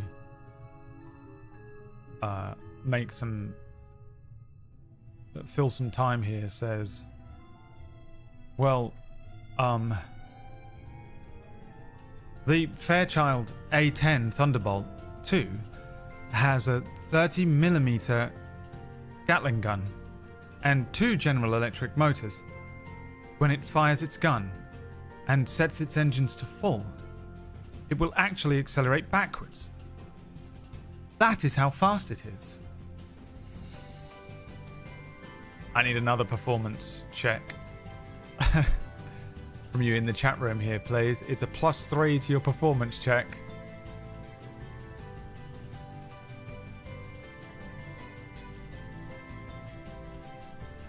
Gary looking perplexed. Lancelot more confused than ever. Gary collecting all the varying presents that are lying on the ground. The gifts.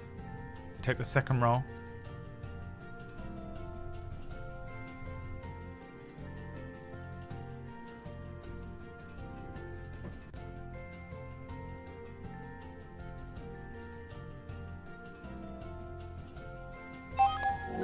Damn, Bew. How many spins have we got? Shadow? Is that a fucking natural 1?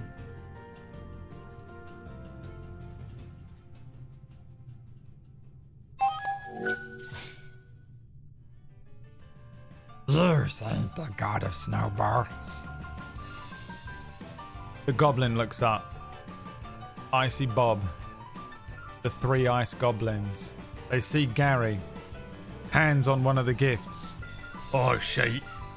We're busted. I've got all the gifts.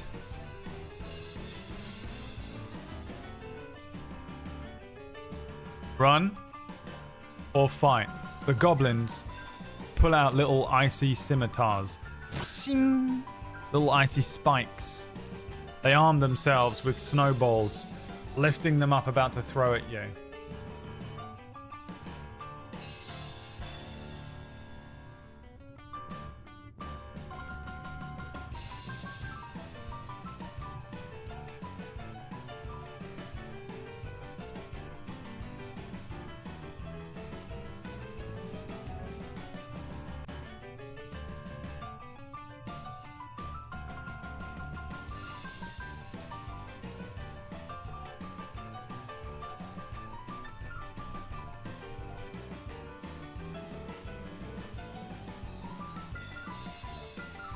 Plan is to run.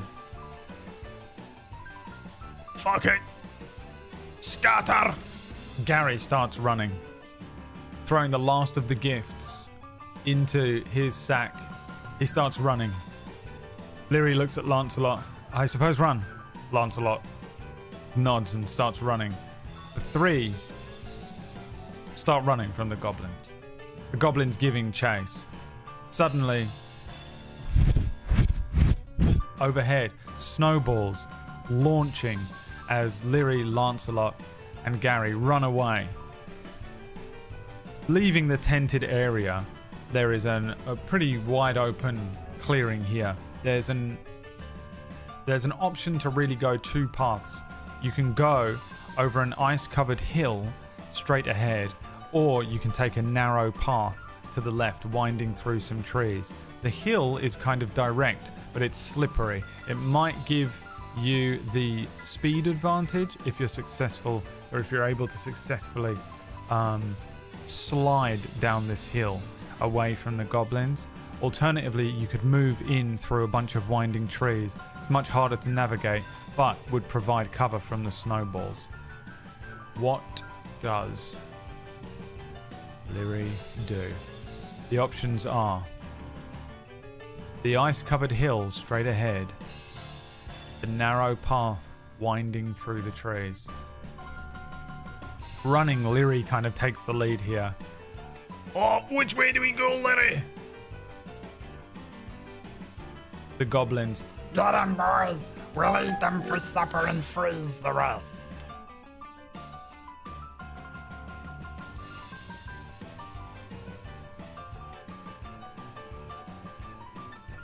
What choice do you make? At the end of this, you'll get all of these wheel spins. Shadow's keeping tabs on how many wheel spins you are owed. Thank you, Bubu. Thank you, David Vispero. Thank you, Maidaloni.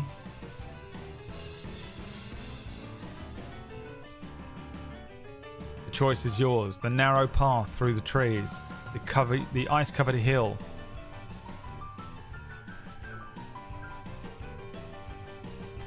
The trees, they scream. Okay, I need a perception check in the chat room, please. You have a +4 to this. You have to beat a 14. Snowballs flying overhead. Get 'em, boys. Get 'em. Tiny little goblins, spikes in hand, snowballs, scooping up bits of snow and throwing them at the party. This one's got a stone in it. Woof. Launches towards the back of Lyri's head. As the group dive to the left in through some winding trees. A 19. The goblins lose track, chasing into the trees. Can't see 'em, boss. Where did they go? Doesn't matter. There's only one way they can go. Downhill. Keep running. The snowballs cease and stop with the goblins losing sight of you temporarily. Lyri, Gary, Lancelot come launching out the other side of these trees. Having gotten a bit of a head start on the goblins, you come to a frozen stream. The goblins closing in behind you. Where are they? They gotta be down by the stream by now. You have an option. What does Lyri do? Now, you can cross the stream directly. It's a short path, but the ice does look unstable, this frozen stream. Or you can try running alongside the stream. It's a longer route, but the snow provides better footing. Dash across the unstable looking ice, or take the longer route with the snow providing better footing. The goblins will probably catch up with you if you pick two. With one, you might lose them entirely.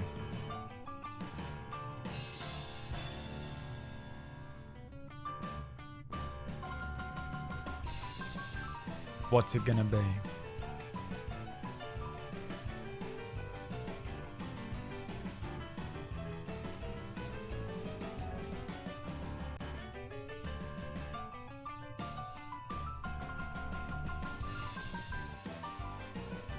The choice is yours. Run alongside the stream is the plan. Thank you, Shadow. This is a stealth check, please. You have a +3 to this. Start a rolling. It's time to start rolling.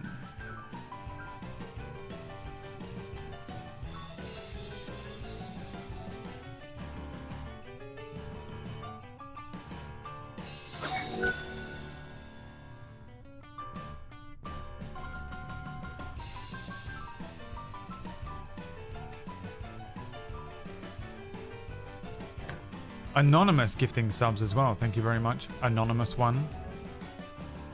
What did you get? A 2? No, you're still rolling. Take the second roll.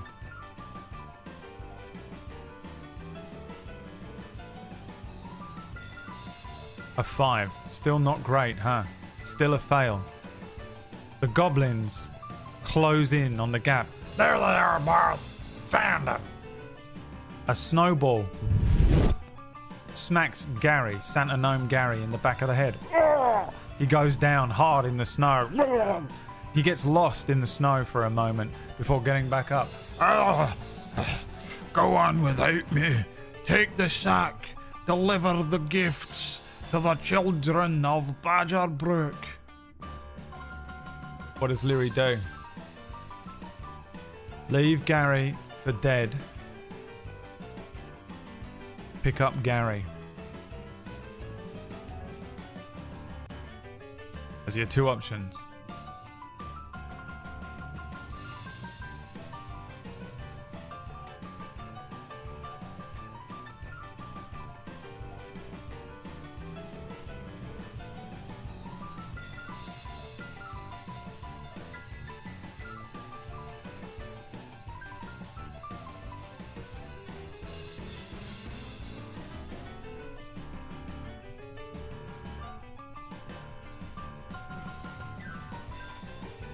A unanimous vote so far. And wait for this to suddenly transform into 1 minute, even though it's never actually a minute. Unanimous. Leary reaches down and grabs Gary, hefting him up over one shoulder. A snowball comes in, boom, striking Leary in the side of the head. And then another one strikes Lancelot, dealing 5 cold damage to Leary and 7 cold damage to Lancelot. And then they start running again. Running along the length of the river, the goblins still chasing behind, dangerously close now. You reach the edge of a much thicker looking part of the forest where the path splits again. You can either charge through the dense brambles, it's a direct route but tough to push through, or circle around a snowy ridge, again a safer path but longer. What will it be? Charge through the brambles or circle around?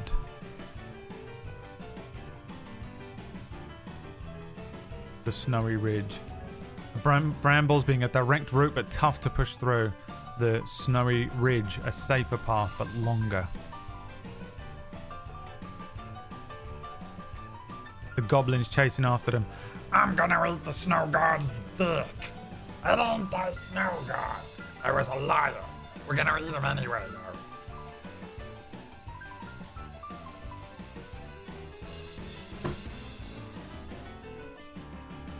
Leary was showing off earlier on.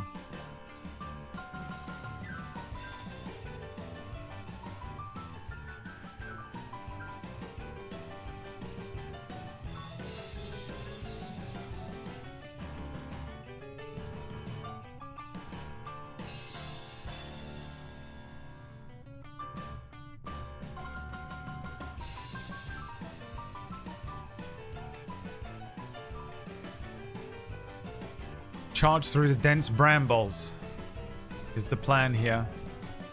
This is an athletics check, please. You have a +3. You have to beat a 15.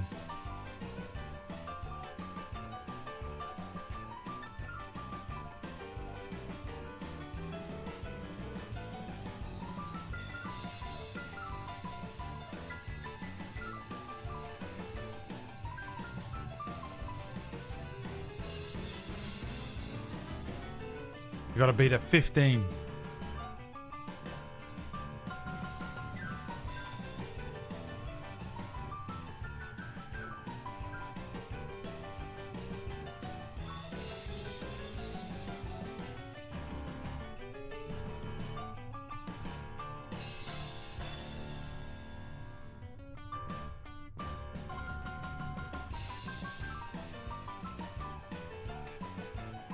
What'd you get, a 12? Ooh, and you have a +3 to this? Damn, boy. Damn, son. Barely. You are successful. You push through the brambles. Leary and Lancelot, with Gary over shoulder, pretty easily push through these dense brambles. They get thicker and thicker, ice and snow falling off of them before eventually they make it through. Behind them, the goblins get caught in the brambles. Oh, I can't move. I'm stuck. Please help. Oh, God.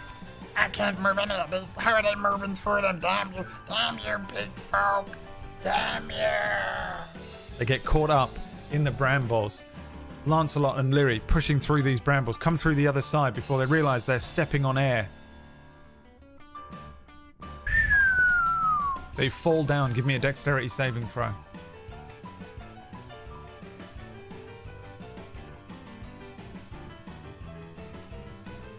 And I'm going to make one for Lancelot too.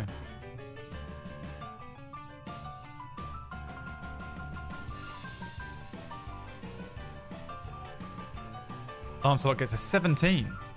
Incredible. Take the second roll. Your dexterity saving throw has a +3 to it.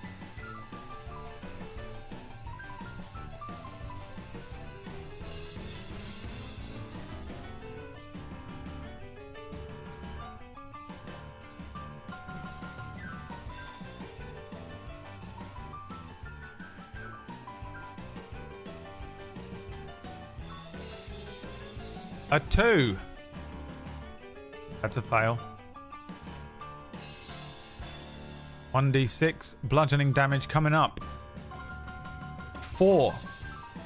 You're down to 7 HP as you fall down. Down. Why was that so unbelievably quick? How that... You fall off of this edge. Whoa! Lancelot turns over in the air and does a superhero landing, a 3-point.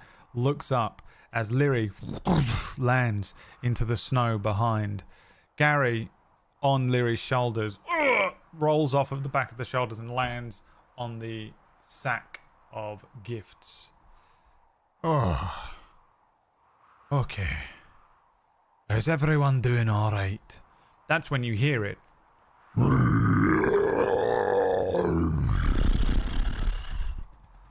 A creature, stirring in the snow, lifts itself up.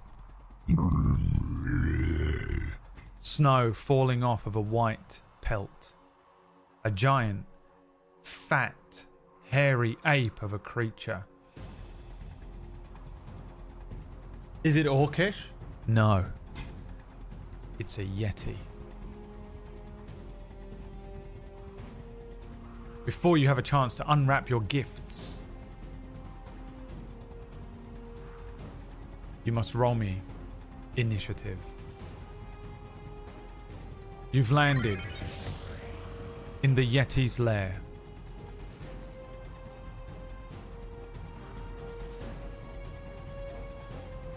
It is time to face the Yeti. It goes on a 15. Lancelot.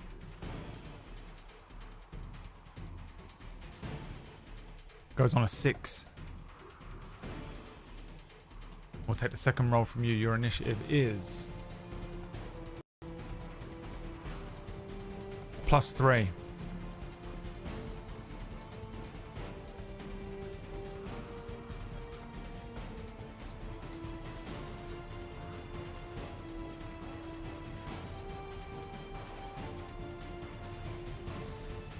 Dave, thank you for the 73-monther, my friend. And 11. 11 plus 3, 14. The Yeti will go first. Lancelot, looking up at the Yeti, says, "Gnome, Santa Gary, get back." And the Yeti looks towards Lancelot and begins to target him with a chilling gaze. A DC 13 Constitution saving throw from Lancelot, who aggroes this creature here. Con save, 18 makes it. The red rim around Lancelot's eyes is briefly diminished and turns a kind of cold blue. but then Lancelot closes his eyes and shakes off the effect, the red rim around the edges of his iris returning as he is not paralyzed by this creature, and does not take any damage either, I don't believe. No. Oh, be careful looking into its eyes, Lancelot says. The Yeti storms forward. I mean...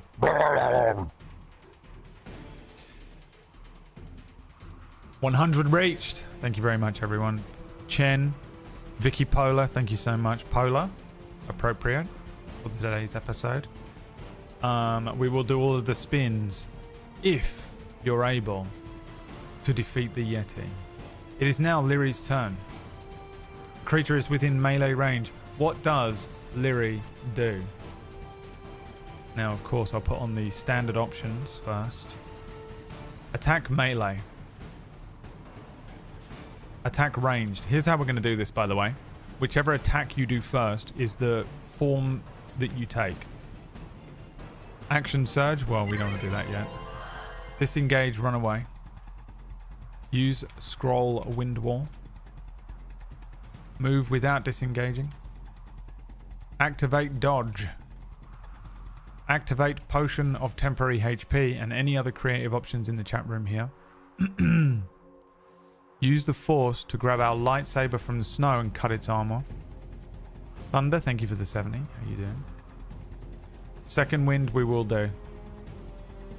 This is your action, not your bonus action. Throw jingle bells in the Yeti's mouth to choke it. Climb on top of it. Those are your options. What would you like to do? Attack with a melee weapon. Attack with a ranged weapon. Disengage. Use the scroll. Move without disengaging. Dodge. Use a potion of temporary HP. Use the force to grab our lightsaber from the snow and cut its arm off. Throw jingle bells in the Yeti's mouth to choke it. Or climb on top of it.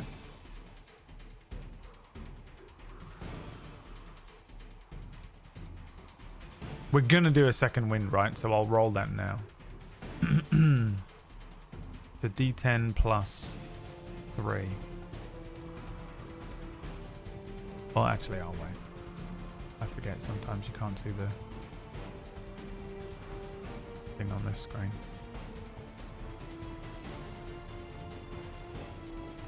A potion of temporary HP. Okay. Drinking the potion. Glug, glug, glug. You no longer have a potion equipped. Consumed. Potion of temporary HP 1. Oh, you know what? You do still have it equipped because this is a video game. You just consume one of them. You're down to one of them. You gain 10 temporary hit points. 1d10 temporary hit points. 7. 7 temp hit points. And do you want to use the second wind? Second wind will heal you, so you have temporary hit points, but your actual HP is at 11. Yes or no in the chat if you want to do that. Okay. You regain 9.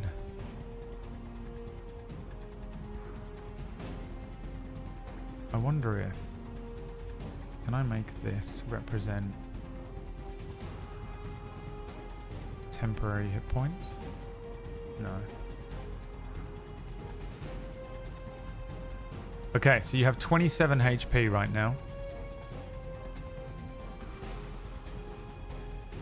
And would you like to move? Yes or no? If you move, the creature will get an attack of opportunity on you. Well, actually, I guess you can do this. Here we go. We'll do this. Move. Action surge. +1 action. Do you have an action surge? Yes.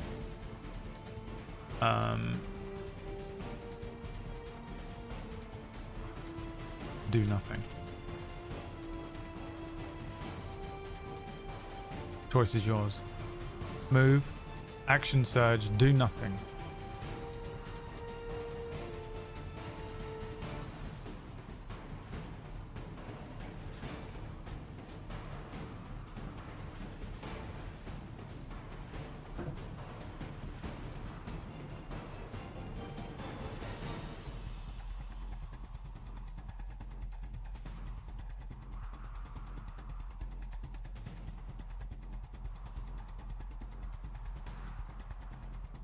Action surge. Okay. And what are you doing with the action surge? You have the option to attack melee with the rapier, attack with the longbow, use the scroll, use the dodge action, which means anything attacking you has disadvantage.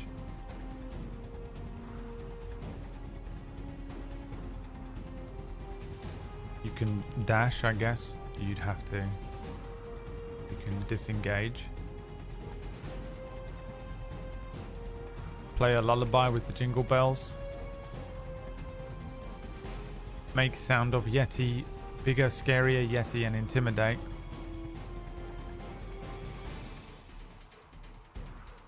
Use candy cane to pin its legs. The choice is yours.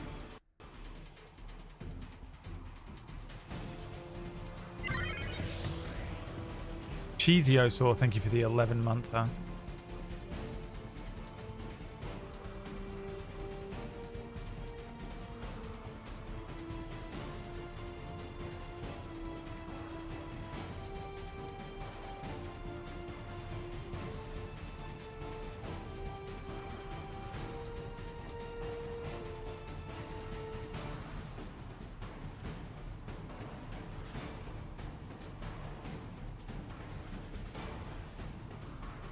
Wow, 3 options. Attack, disengage, use the candy cane to pin its leg. I'm going to roll a d3.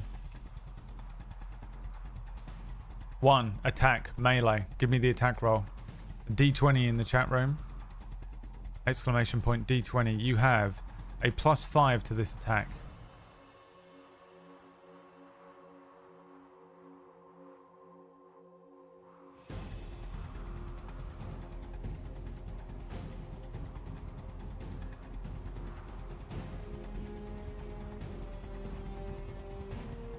Take the second roll. Keep rolling. You know what time it is.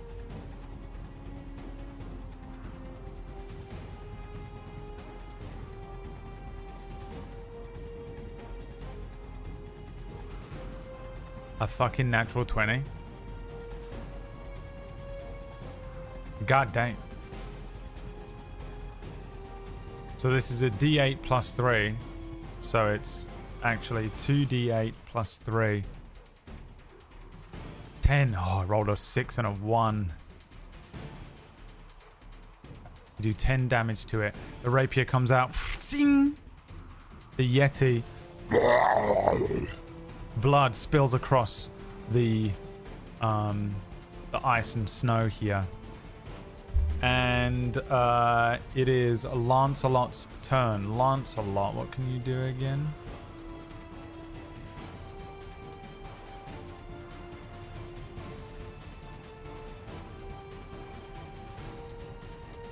Compelled duel.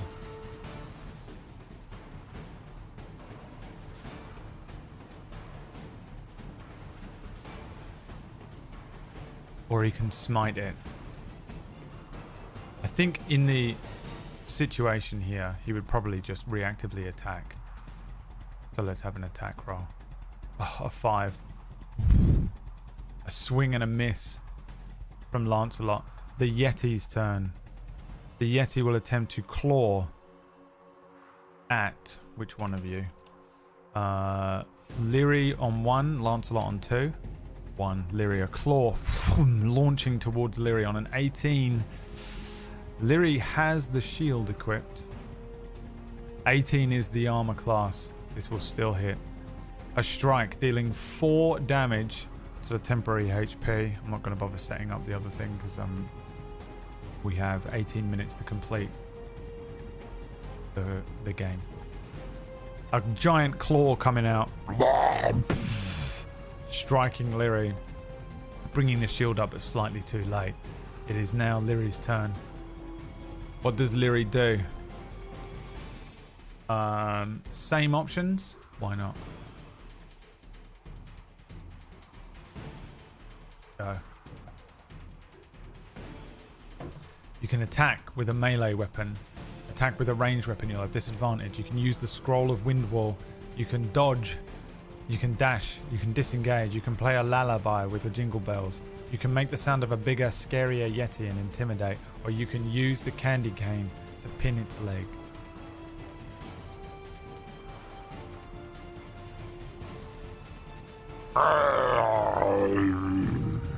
Gary looks towards the nest behind the Yeti and sees a bunch of gifts in there. Oh!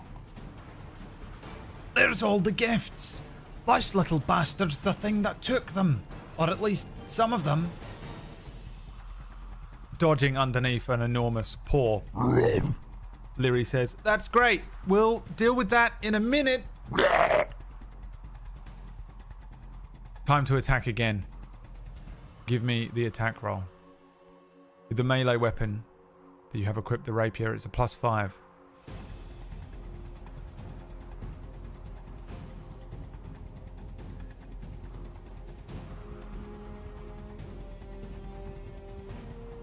Take the second roll. As much as that 14 would have been lovely. Let's see if you can get another 20. A 7 +5. What's the Yeti's AC? 12. You actually hit.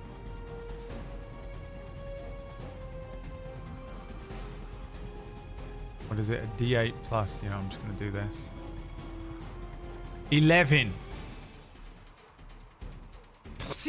Another wound.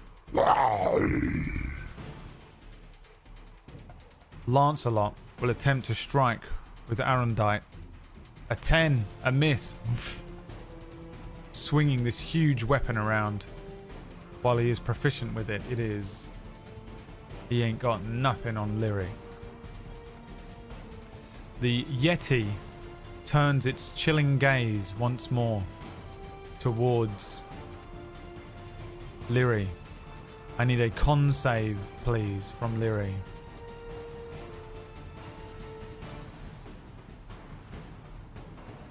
You have a +4 to this. We'll take the second roll, not that 18.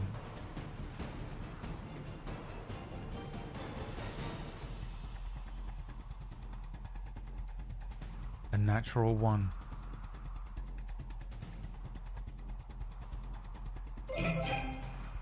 Frozen.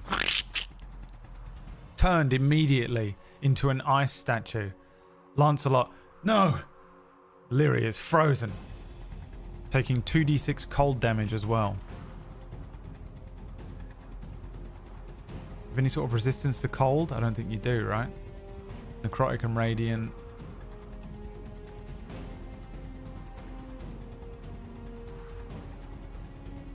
And then you don't have anything. You have a Mantle of Spell Resistance. What does that do?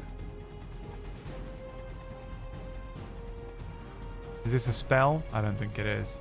Is it magical effects or a spell? Advantage on saving throws against spells. This isn't a spell. Okay, so you take 9 cold damage. That's the rest of your temporary HP. 3 of that gone. And then you're down to 14 as you're frozen by the chilling gaze. The Yeti freezes its target. You can repeat the saving throw at the end of your next turn. It is the end of your next turn. Saving throw. Here we go. A Constitution saving throw. You have to beat a 13. Take the second roll.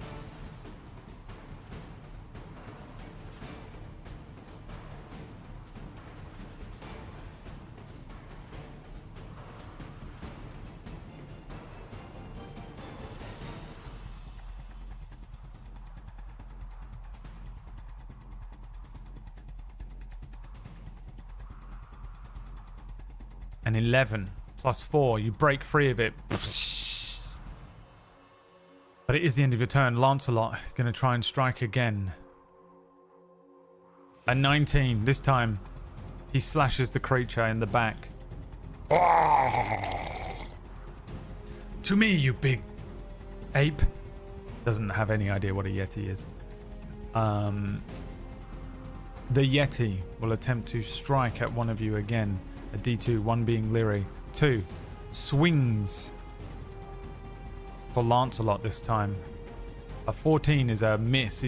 Lancelot dodging back, bringing up the back of his armor as the huge claw runs down the resplendent armor along Lancelot's back, bringing us to Leary's turn once again. What does Leary do?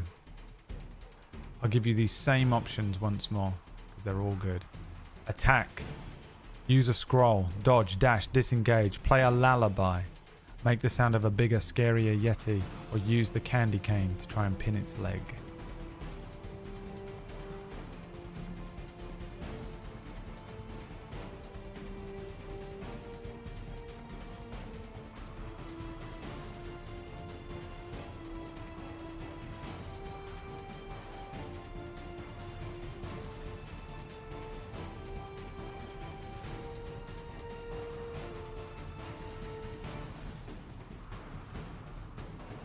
What do you want to do?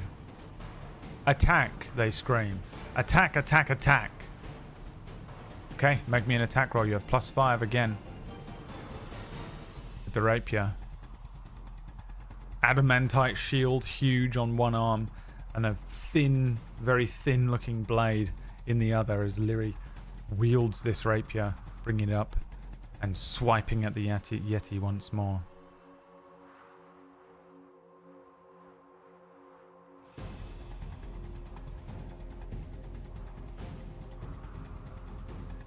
A 14 is a hit. Is this one. Dealing 11 piercing damage to the creature. It is Lancelot's turn. Lancelot attempts to strike with Arondite on a 10, is going to miss. The Yeti going to take another swing at Leary.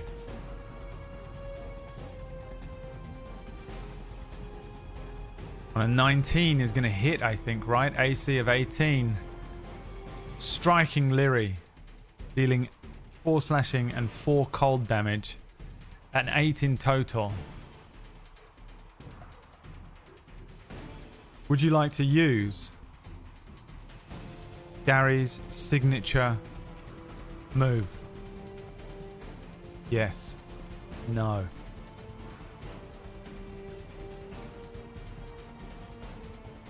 Sneaking around while the Yeti is swinging at Lancelot and at Leary. Leary docking down underneath one swipe. Lancelot defending against another before the Yeti backhands Leary. Leary kind of struggling now at this point. A couple of different wounds. Lancelot with a wound of his own from the snowball. A little blood running down the side of his head. The two of them struggling against this thing. The small form of Gary. All 8 arms. Giant pink eyes sneaks behind the Yeti. Yes. What is Gary's signature move? What signature move does Gary use?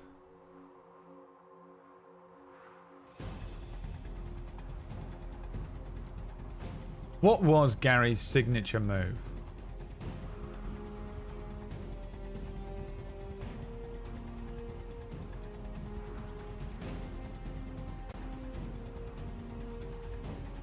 Touch of Death. Turn into a draft horse. Stab in the balls. Throw a present. Dancing. Go west. The choice is yours. Touch of Death, turn into a draft horse, stab in the balls, throw a present, dancing, go west.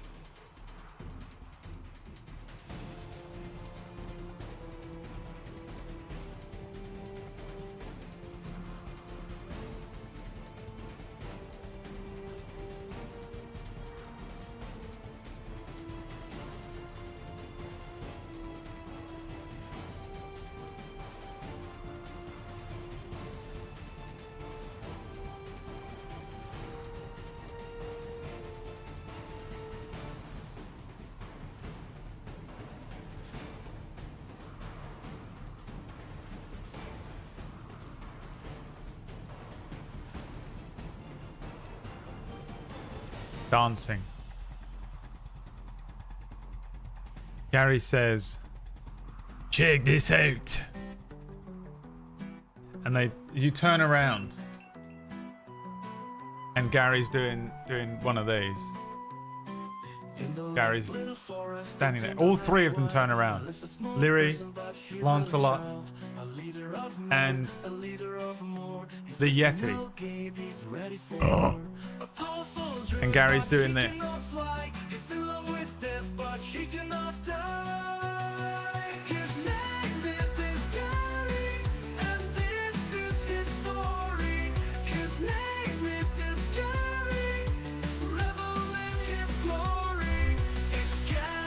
And the Yeti's mind is turned inside out.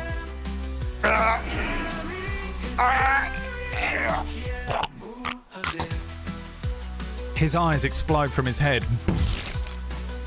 His tongue turns blue, and the Yeti collapses. Leary and Lancelot look at each other, and Gary. Oh, did it work? Yes, it worked. What on earth was that? And Gary says, Oh, didn't I not mention? I'm married to death. Nobody steals Gary's presents. I'm from Glasgow.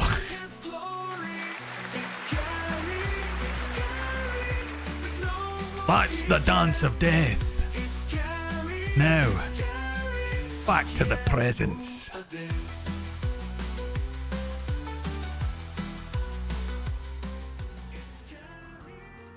Gary starts gathering up the presents and throwing them over his back. That one's for you, that one's for you, this one's for the children, that one's for the children, throwing them in his sack. We've not got long.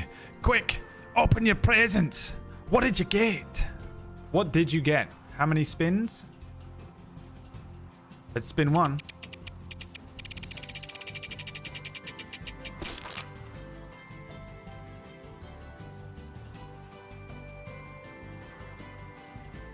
A magic item. Roll a d20, chat. We take the first answer every time. You got 5 minutes to complete the game. A 19. A holiday lantern.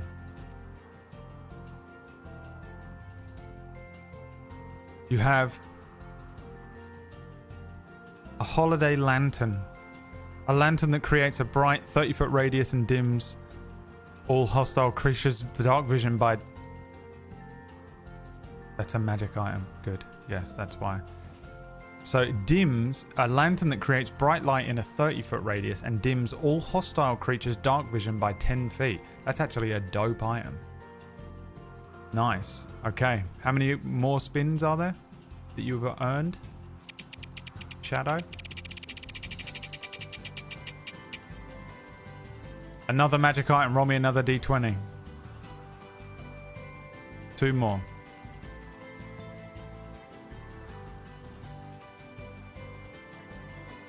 A 10. You get the Ornament of Fire. A red ornament that explodes as a fireball spell when thrown. A bomb.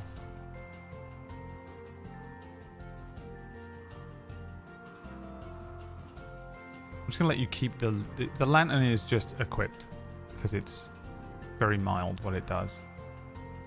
100 is a double, yeah. So 2 more now. You also get a normal item. Roll me a d20, chat. Take the first one.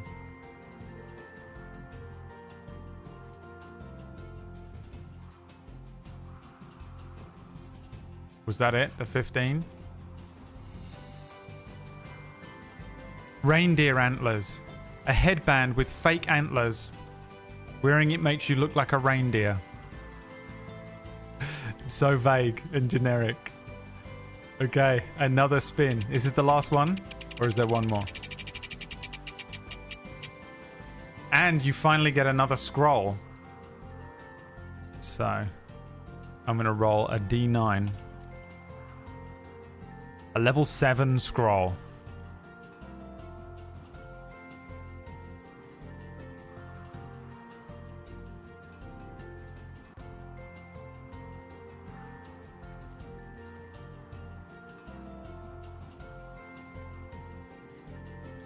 Power word pain. What does that do? You speak a word of power that causes waves of intense pain to assail one creature you can see within range. If the target has 100 hit points or fewer, it is subject to crippling pain. Otherwise, the spell has no effect. While the target is affected by crippling pain, any speed it has can be no higher than 10 feet. The target also has a disadvantage on attack rolls, ability checks, saving throws, other con save throws. Finally, if the target tries to cast a spell, it must first succeed on a con saving throw, or the casting fails and the spell is wasted. So, do you want to take Keep Wind Wall? Which scroll? Keep Wind Wall. Take our word pain, and I will tell you how many years did we say it was that you get of this before you vote. The vote's up, but if you want to wait a second you can, because there's a rule. It's 10 minus the spell level, so you'd have 3 casts of this. You've got 1 cast of Wind Wall remaining.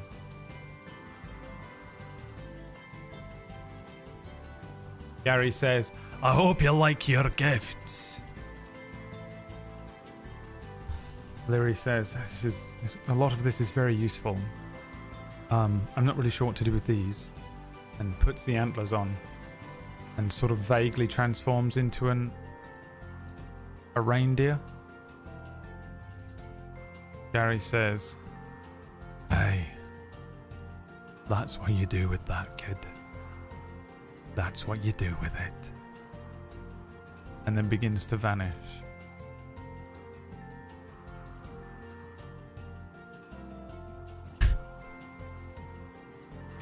Yeah, does the nodding smile as it zooms in and begins to disappear,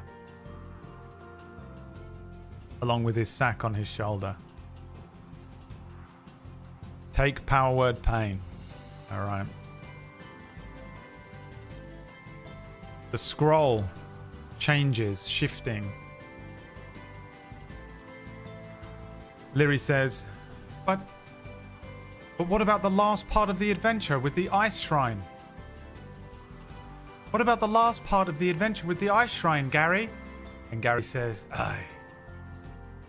That's what you do with it, kid. That's what you do. Happy holidays. Ho, ho, ho. And Gary vanishes. What? I ran out of time. I ran out of time. What do you want me to do? I chipped in a laid an egg. A world was born from What do you- and magic I have to go. in my head. Annoyingly. It got a bit unfair, Tune in so next is it Christmas thought you for the see? ice shrine. The pre-prepared ice shrine. Tempted bliss for everyone achieved a foolery. If this campaign is still going by next Christmas, I promise to God it will be an ice shrine. Do not let me forget. Guys, thank you for tuning in. This song was created by Shadow the Rat God. Thank you everyone for the gift subs, for the resubs, for a couple of donations in there as well, which don't really go towards anything in the game, but I appreciate it anyway. I hope you had fun. We got to see Gary again. We kind of got to see Death again as well. And yeah, this has been really fun to run this year. I've really enjoyed doing it, and we're going to continue doing it. We'll be doing it next Sunday. D&D is on Sundays. We're going to return to the Crossroads Tavern and Snotflap and sort of continue Lyri's journey next Sunday.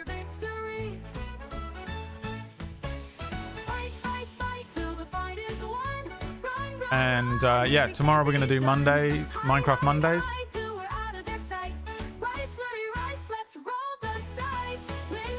I hope you had fun. And I'll see you guys on the flippity flip. I've got to run because I've got to eat and get to my sister's house in like 45 minutes. So Rise, Kill me. rise, it's Christmas time. kill me. Santa Gary save his hide. Have a wonderful rest of your day, boys. And I'll see you tomorrow or next Sunday for more D&D. Goodbye, everyone. And Ho ho ho. Merry Christmas and happy holidays, even if you don't celebrate it like me, Gary. Goodbye.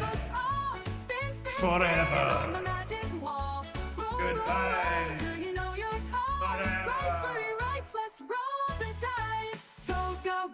Let your legend be born. Flow, flow, flow with magic adorned. Soar, soar, soar, always ready for more. Rice, flurry, rice, let's roll the dice. Never surrender, never give in. Lily, step ahead and let your arrows sing. Lift your head, embrace the dawn. Ready to rise. Rice, Leary, rice, let's roll the dice.